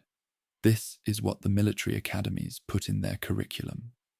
Alongside the curriculum that described Tarkin himself in 4 sentences, coldly, clearly, a servant of the Master's vision. This is the doctrine. Pure deterrence. Build the weapon. Deploy it. Fear ends resistance. Now let me tell you what the original says in the section that was removed. I am going to read this carefully. I am going to take my time. Because this section, 17 pages, the longest single section in the original document, this section changes what the doctrine actually is, not what it appears to be, what it is. He begins the section with a premise that the distributed version shares. The weapon is not built for war. The weapon is built for governance. These are different things. War is the failure of governance, the moment at which the governing apparatus has lost the ability to compel compliance and must resort to violence. Governance, properly constructed, does not require war because it does not allow the conditions of war to develop. The weapon is not a war instrument, it is a governance instrument. Deployed correctly, it ends the need for itself. Deployed correctly, those 2 words. The distributed version stops approximately here, moves from this premise directly to the argument for construction and capability. The original continues. He spends the next 8 pages on what deployed correctly means, and what it means. What he writes clearly and at length, with margin notations where he refined the argument, where he crossed out one phrasing and replaced it with another, where he drew a small arrow from one paragraph to the next to indicate that they should be read as a unit. What it means is this: the weapon should be used once, possibly twice, not more. He argues for this with the same compressed logic he applies to everything. A deterrent that must be used continuously is not a deterrent. It is a war. The distinction is critical. A deterrent functions when it is present, when its capability is demonstrated, and when the demonstration is sufficient to alter the behavior of observers who are not its direct targets. If the demonstration must be repeated, if resistance continues, if new resistance emerges, if the threat must be reenacted to maintain its effect, then the deterrent has failed its function. It has become a weapon in a war rather than an end to war. And wars are expensive. Wars are destabilizing. Wars are, he writes, the mechanism by which governing structures consume themselves. The galaxy knows this. History demonstrates it across 10,000 years. You cannot govern by perpetual violence. You can only govern by the credible possibility of violence, which is a different thing, which requires that the violence remain possible without remaining constant. He thought the Death Star would need to be used once, possibly twice. And then, not peace exactly, not the absence of threat, but the condition he describes as governance under memory, not under active threat, under the memory of threat, which is, he writes, how most governance actually functions anyway. Most people, in most places, comply with most laws, not because the enforcement mechanism is actively present, but because they remember, abstractly, that the enforcement mechanism exists. They have internalized it. They govern themselves within the structure, because the structure has demonstrated itself sufficiently that self-governance within it has become the path of least resistance. This is what he was trying to build, not perpetual terror.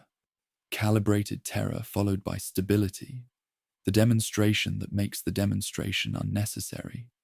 He was wrong. I want to say this clearly, not as a correction of his politics, not as a moral judgment, though it is also that, but as a practical analysis of what happened. He was wrong in the most complete way a person can be wrong about something they believed in. He was wrong in the terms of his own argument, by his own logic, by the doctrine as he actually wrote it. What the Empire did after he died was the opposite of what the doctrine required. The Empire escalated. After Yavin, after the Death Star's destruction, the Empire's response was not calibration, it was intensification. More fear, more demonstration, more force, applied more broadly, more visibly, more continuously, as if the correct response to the deterrent failing was to apply the deterrent harder, which is exactly what he had written must not happen. If the deterrent must be repeated, it has failed its function. It has become a war, and wars consume governing structures. The Empire consumed itself, not entirely because of this. The causes of the Empire's fall are many and entangled, and historians will be arguing about them for decades. But this is one of the threads. The doctrine, as distributed, as implemented, as applied by the governors and admirals and regional commanders who read the summary and not the original. The distributed doctrine said, build the weapon, use the fear. It did not say once.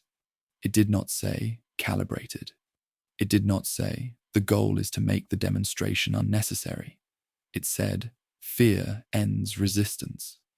And when the fear was applied and resistance continued, when Yavin happened, when the weapon was destroyed, when the demonstration failed its purpose, The people who had learned the distributed doctrine did the only thing the distributed doctrine equipped them to do.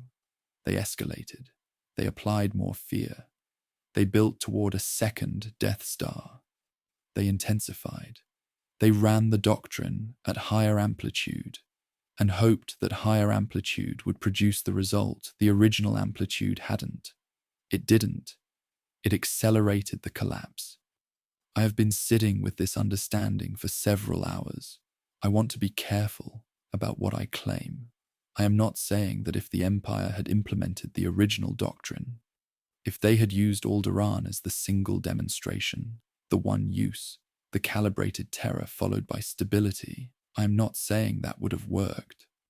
I am not saying the galaxy would have accepted governance under memory, that the rebellion would have ceased, that what he was trying to build would have been possible or acceptable or survivable. I am not saying that the original doctrine was less monstrous than the distributed version. An argument for using a planet-killing weapon once and then threatening with it forever is not a moderate position. It is not a reasonable position. It is a position that accepts Alderaan as a governance instrument. I am not rehabilitating him. What I am saying, the only thing I am saying, is that the error matters. The specific error of misreading, of distributing a summary that removed the part that defined the whole, that error mattered in practical terms. It changed how the doctrine was applied, and how the doctrine was applied contributed to how the Empire ended.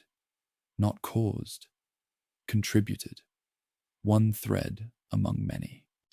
But a thread that runs from 41 pages in a crate labeled Priority, low to the final years of an empire that escalated itself to death. There is one more thing in the original that I have not mentioned yet. A margin notation. In his handwriting, I have enough samples now to recognize it. In the margin beside the section on calibrated terror and governance under memory. The notation is brief.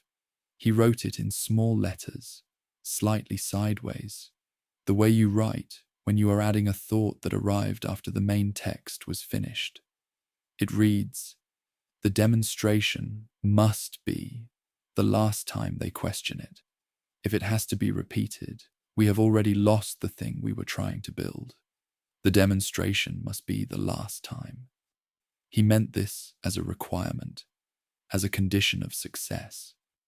The demonstration must be so sufficient, so complete, shone so clear in its implications that it does not need to be repeated. If it needs to be repeated, the project has failed. He was not writing a threat. He was writing a test, a standard, a measure of whether the thing he was building was actually what he thought it was. He was on the Death Star when it fired at Alderaan. He stood on the observation deck. He gave the order. He watched. He believed. I have to use that word. I believe he believed it. Based on everything I have read, he believed it was the demonstration. The one. The calibrated terror that would create the conditions for governance under memory. The last time. The moment after which the galaxy would understand and comply, and he could begin building something stable on top of the fear, rather than perpetually maintaining the fear itself. He believed it had worked. He was still on the Death Star when the rebel fleet arrived. He was still there when it was destroyed. He died in the first hours after the demonstration, before the rebellion's response proved that the demonstration had not worked, before the escalation began, before the second Death Star, before the Empire ran his doctrine at higher amplitude and found it produced exactly what he had written it would produce: collapse. He died believing it had worked. This is where I have to stop for a moment. Not because it produces sympathy. It doesn't exactly. Not for the man who stood above Alderaan and gave that order. But because it is the most complete version of the tragedy I have been excavating across 9 chapters. Not that he was wrong, not even that people died because he was wrong. But that he was wrong in such a specific way, that the distinction between what he wrote and what was distributed, between the doctrine and the misreading of the doctrine, between calibrated and perpetual, between once and always, that distinction was invisible to him because he died before it became visible. He never saw the escalation. He never saw the second Death Star. He never saw the Empire consuming itself on the fuel of a fear that had to be maintained rather than remembered. He never knew that the margin notation, if it has to be repeated, "We have already lost the thing we were trying to build," was already, in the hours of his death, being proven correct. The distributed version of the doctrine is in a folder on my right. The original is in a folder on my left. I have been moving between them all day. The same argument. One missing section. 17 pages that changed what the rest of it meant. 17 pages labeled priority low in a crate that sat in this vault for 2 years before I opened it. I am the first person to read the original in at least 9 years, possibly longer. I don't know if anyone who distributed the summary knew what was missing. I don't know if it was deliberately removed. If someone in the Imperial apparatus decided that calibrated terror sounded too uncertain, too conditional, not absolute enough for the image the Empire wanted to project, or if it was lost through accident, through the ordinary attrition of documents passing through too many hands, through someone summarizing who summarized badly, through the kind of institutional entropy that turns 41 careful pages into a shorter document that loses, somewhere in the compression, the 17 pages that held the argument together. I don't know. The records don't tell me. This is a gap, a genuine historical gap, not a mystery to be solved, a place where the record ends and the process disappears, and what survives is the result without the mechanism, the summary, without the original, the distributed doctrine, without the section that defined it. I note the gap. I keep it noted. I do not close it. He believed the demonstration had worked. He stood above Alderaan and gave the order, and he believed, with the same complete attention, the same open-eyed conviction that Organa described in the draft he never finished. He believed he was doing the last necessary thing, the thing that would make the next thing unnecessary, the thing that would build the ground under the architecture, the demonstration that would be, by his own standard, the last time they questioned it. He was wrong, and he never knew it, and the empire that implemented his doctrine incorrectly fell apart in the shape he had written for failure, the shape of a deterrent that has become a war that consumes the structure that is fighting it. And the historians who studied the distributed summary concluded that he had believed in perpetual terror, and the curriculum taught that he had believed in perpetual terror, and the myth was built on perpetual terror, the cold machine, the absolute instrument, the servant implementing a master's vision of endless fear. And none of it was quite right. And none of it was entirely wrong. And the 41 pages sat in Crate 11 in a vault on Eriadu, labelled Priority Low and weighted. He believed the demonstration had worked. This is where the chapter ends, not with a correction, not with the satisfaction of knowing what he didn't, with the weight of it, the specific weight of a man who died in the last moment of his own certainty, before the certainty failed, before the doctrine was proven wrong in his own terms, before the margin notation became the verdict. He believed it. He died believing it. The galaxy went on without him, running his argument at the wrong setting, producing exactly the outcome he had written, was the sign of failure. And somewhere below Yavin, in the debris field, in the pieces of something that was meant to be used once and then remembered forever, Somewhere in all of that is the other cylinder, the one he was carrying, the one that didn't make it to a crate in Eriadu, the one that authorized what he was permitted to do. That one is gone. Only this one remains, the one in crate 7, the one I have not yet opened. Tomorrow.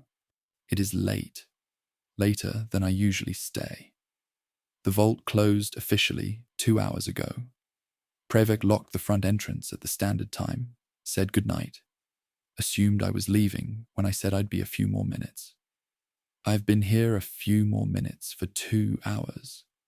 I am the last person in the building. I know this the way you know when a space has emptied around you.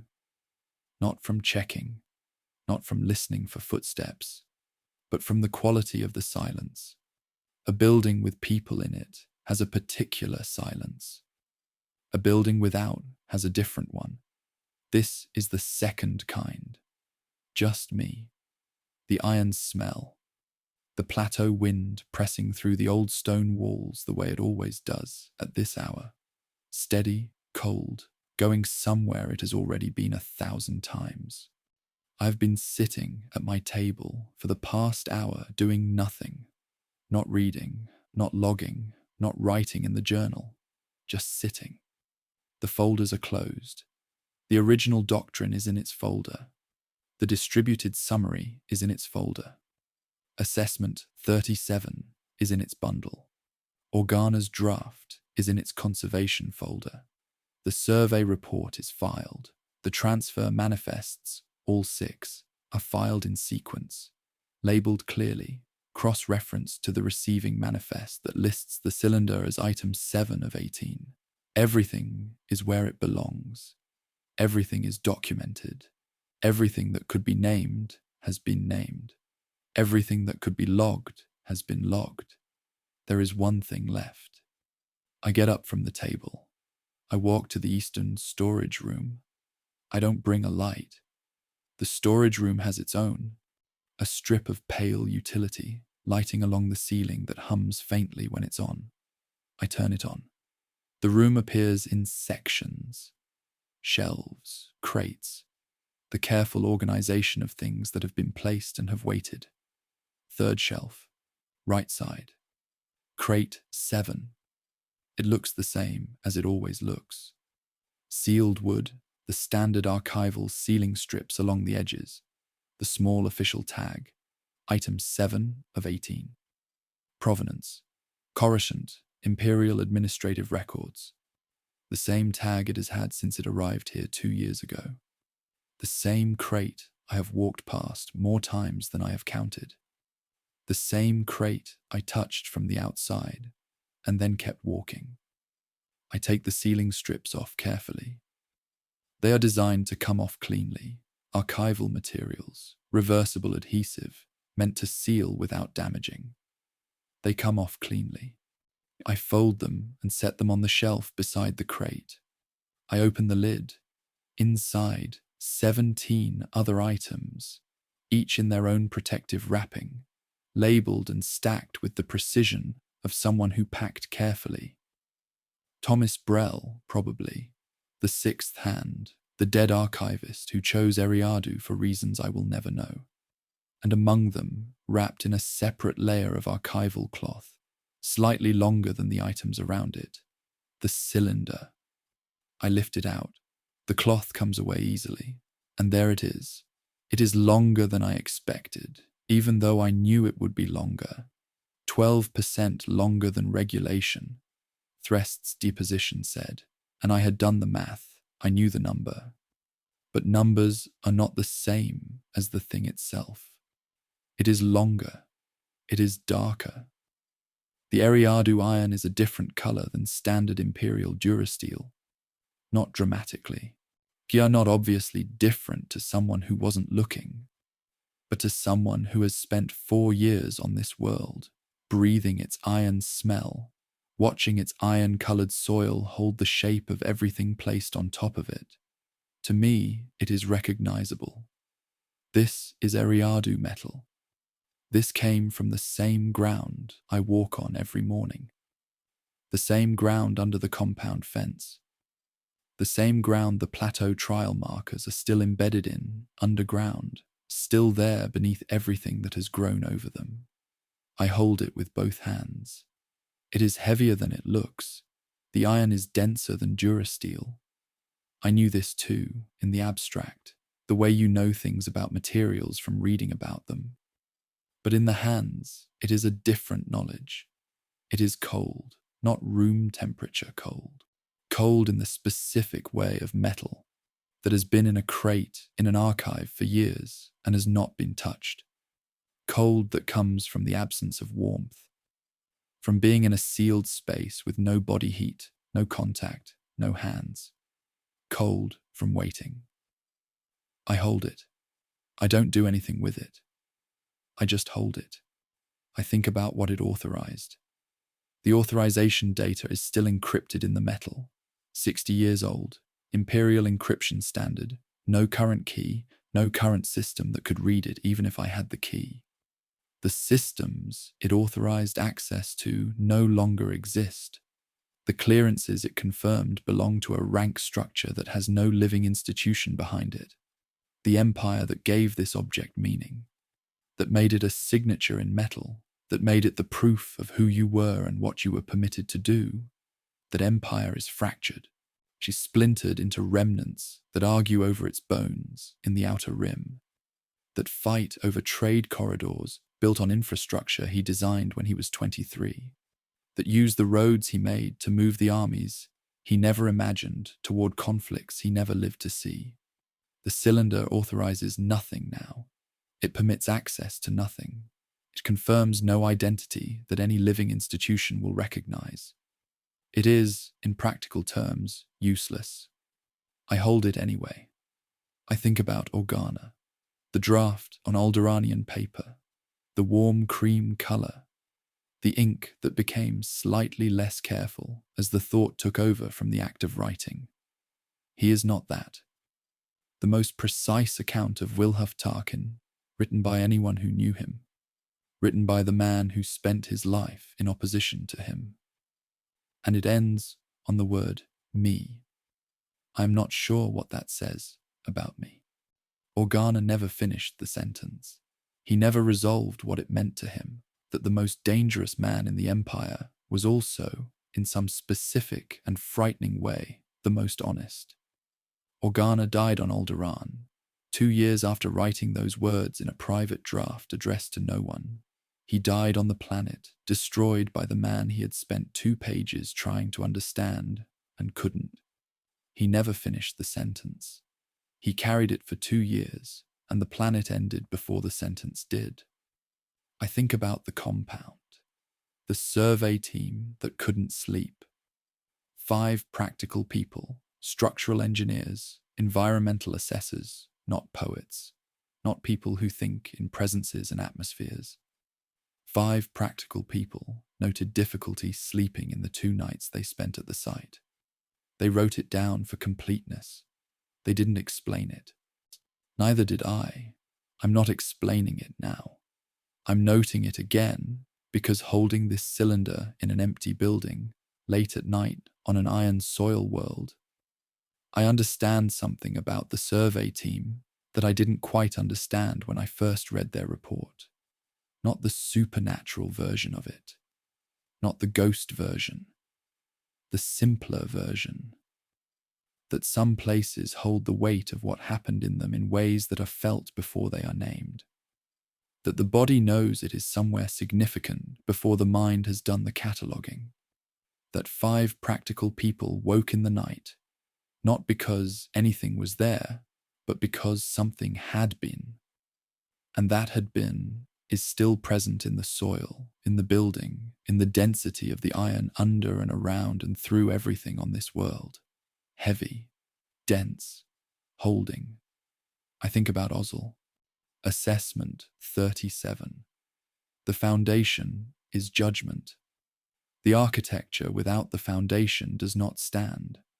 A man who read the doctrine and lost the center of it, who applied the architecture and forgot to ask what was underneath, who carried something faithfully across 20 years and arrived at Holth with a faithful copy of a thing that no longer resembled the original. And I think, still, again, about what I have been doing. Whether the portrait I have built across 10 chapters resembles the person or resembles itself. Whether I am the 8th understanding or the 7th distortion. I don't know. I have said this before. I am saying it again because I am holding his cylinder, and I still don't know, and I want to be honest about the not knowing in the place where the not knowing is most real. I think about the doctrine, the original, the 17 missing pages, priority low, the margin notation in his handwriting. If it has to be repeated, we have already lost the thing we were trying to build. He wrote the standard. He wrote the test. He was on the Death Star when the test was applied. He died in the first hours of the result, before the result was fully in, before the escalation, before the second Death Star, before the Empire ran his argument at the wrong setting and collapsed in the shape he had predicted for failure. He died believing it had worked. And I, standing here, holding the only object that made it out. I am the one who knows it didn't, not him, me.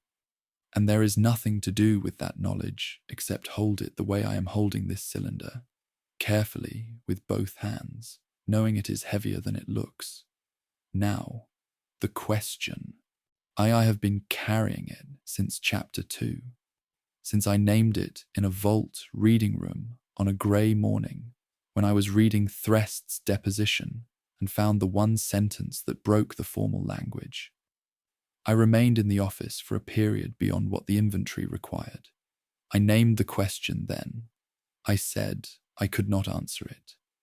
I return to it now, not because I can answer it, but because the chapter requires it, because the work requires it. Because holding an object and looking at it honestly means also looking at the thing you cannot see.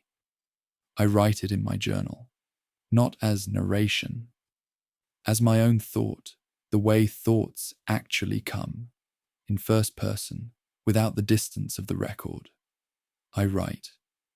I do not know if he knew that what he was doing above Alderaan could not be undone.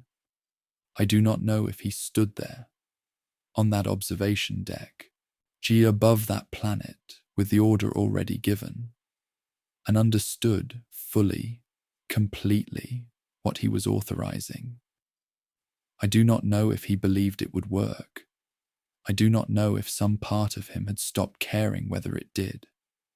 I do not know if those are different things. I have read everything that survived him. 41 assessments, 6 transfer manifests, 1 unfinished letter from his greatest enemy, 1 survey report where practical people couldn't sleep and wrote it down for completeness, a 2-page memo from a 23-year-old trying to help his homeworld, 17 pages of original doctrine that nobody distributed, 1 margin notation. If it has to be repeated, we have already lost the thing we were trying to build. I have held the only object he owned that still exists. I held it with both hands. It was heavier than it looked. I still don't know. I have been asking for 4 years, and I still don't know. I'm not sure the question has an answer. I'm not sure the answer would be useful if it did. I'm not sure what I would do differently if I knew. I'm not sure that's the point. Maybe the point is the holding. Maybe the point is the not putting down, the staying with the question past the point where staying is comfortable, the refusal to close what cannot be closed. I don't know. I'm 31 years old. I've been in this vault for 4 years. I've read everything that survived him. I still don't know. I close the journal. I hold the cylinder for one more moment. Cold, heavy. The Eriadu iron darker than standard, denser than expected. The authorization data locked inside it in a language no living system speaks. Then I put it back, carefully. The archival cloth around it, the same way it was wrapped, not because the wrapping matters now, not because preservation is the urgent concern, but because it feels wrong to put it back carelessly, because the care is the only thing left to offer. I place it among the other 17 items. I close the lid. I press the sealing strips back along the edges. They don't seal as cleanly the second time, the adhesive slightly less effective for having been removed, but they hold. The crate is closed. The tag still reads item 7 of 18. It will still read that tomorrow. It will still read that when the next archivist comes to work in this vault, whether that's me or someone who comes after me, someone who will open crate 7 and find the cloth-wrapped cylinder and read the tag and begin their own excavation. Someone who will not know what I know now, who will start from the beginning, who will find the 60-year-old file with the obscured name and the 4 words at the bottom, Eriadu, remembers where he's from, and sit with them the way I sat with them, not knowing yet what shape would emerge. I turn off the storage room light. I walk back through the reading room. My table is cleared. The folders are in their places. The journal is closed. The tea mug from this morning, cold, forgotten, is still on the corner of the table where I left it when the doctrine demanded all my attention. I take the mug to the small room with the heating coil and the mismatched collection. I wash it. I place it back. It doesn't match anything else. It never has. This is still one of my favorite things about this building. I put on my coat. I walk the iron-smelling corridor. I reach the side door, the one Pravek leaves unlocked on heavy batch mornings. I step through. The plateau wind hits me immediately. Not violently, not harshly, just steadily. The way Eriadu wind always moves, going somewhere it's already been, carrying the iron smell of the soil across the city, through the administrative district, along the deliberate intersections and the straight streets of a plan that is still visible if you know what you're looking at. I turn back. The light in the reading room is still on. I can see it through the window, the pale working light of an archive at the end of its day. I go back inside. I turn it off. There is no requirement to do this. Privek will be here in the morning. The building is not being sealed. There is no protocol, no instruction, no reason that makes turning off this light a necessary act. I turn it off anyway, because leaving it on feels like a carelessness I'm not capable of. Not tonight. Not after holding the cylinder. Not after writing the question in my journal and closing the journal without answering it. The building is dark. I step out again. The door closes behind me. The administrative district at this hour is quiet, not empty. This is a city. Cities don't empty, but quieted, settled into the particular rhythm of a late evening, on a world that works hard and sleeps without ceremony. Lights in windows, a few figures moving in the distance, the sound of the plateau wind moving through everything it knows how to move through. At the edge of the visible world, at the edge of what the streetlight and the dim evening sky allow me to see, the compound fence, the Eriadu iron posts, the space on the other side. The children are gone. It is too late for children. The overgrown paths are invisible from here, just darkness beyond the fence. The shape of something that was deliberate once and is now returning slowly to what it would have been without intervention. The wilderness that the Tarkin family cleared for the compound is coming back. Slowly, sideways, the way plateau vegetation grows, lateral root systems spreading across the surface because the soil is too dense to go deeper. Everything on this plateau learns to hold on rather than reach up. 9 years. The fence has stood for 9 years since it was last anyone's responsibility. The provisional government has not decided what to do with it. The committee that would need to convene to make that decision has not yet convened. The person who would chair that committee has not yet been found. The space on the other side remains what it is, unresolved. A question in iron and overgrowth and dense soil that holds things longer than lighter ground would. I stand here for a moment, not for any reason, not doing anything, just standing in the cold with the plateau wind moving past me, on its way from somewhere to somewhere. The way wind moves on worlds that have always been harder than they needed to be, that kept the people they kept and let the rest go, that made something specific out of the ones who stayed. The cylinder is in the crate. The crate is on the shelf. The shelf is in the dark of the eastern storage room. The reading room light is off. The journal is closed. The question is open. The question will remain open. This is not a failure. This is the honest condition of working with someone who is gone, who left only fragments, who carried the essential thing in the part of them that cannot survive into documents or depositions or objects made of iron. The essential thing is gone. What remains is what remains. Heavy, cold, dense, holding. I walk home through the straight streets of a city still running on lines someone planned 60 years ago. The wind carries the iron smell the whole way. It always does. Everything on Eriadu smells like iron if you stay long enough. The compound fence stands in the dark behind me.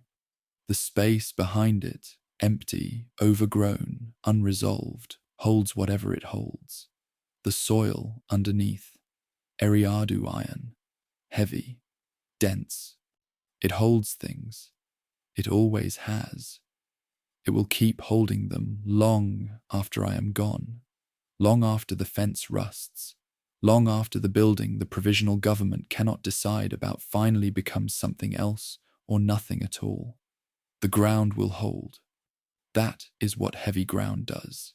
That is the one thing you can rely on from a world that was always harder than it needed to be. It holds.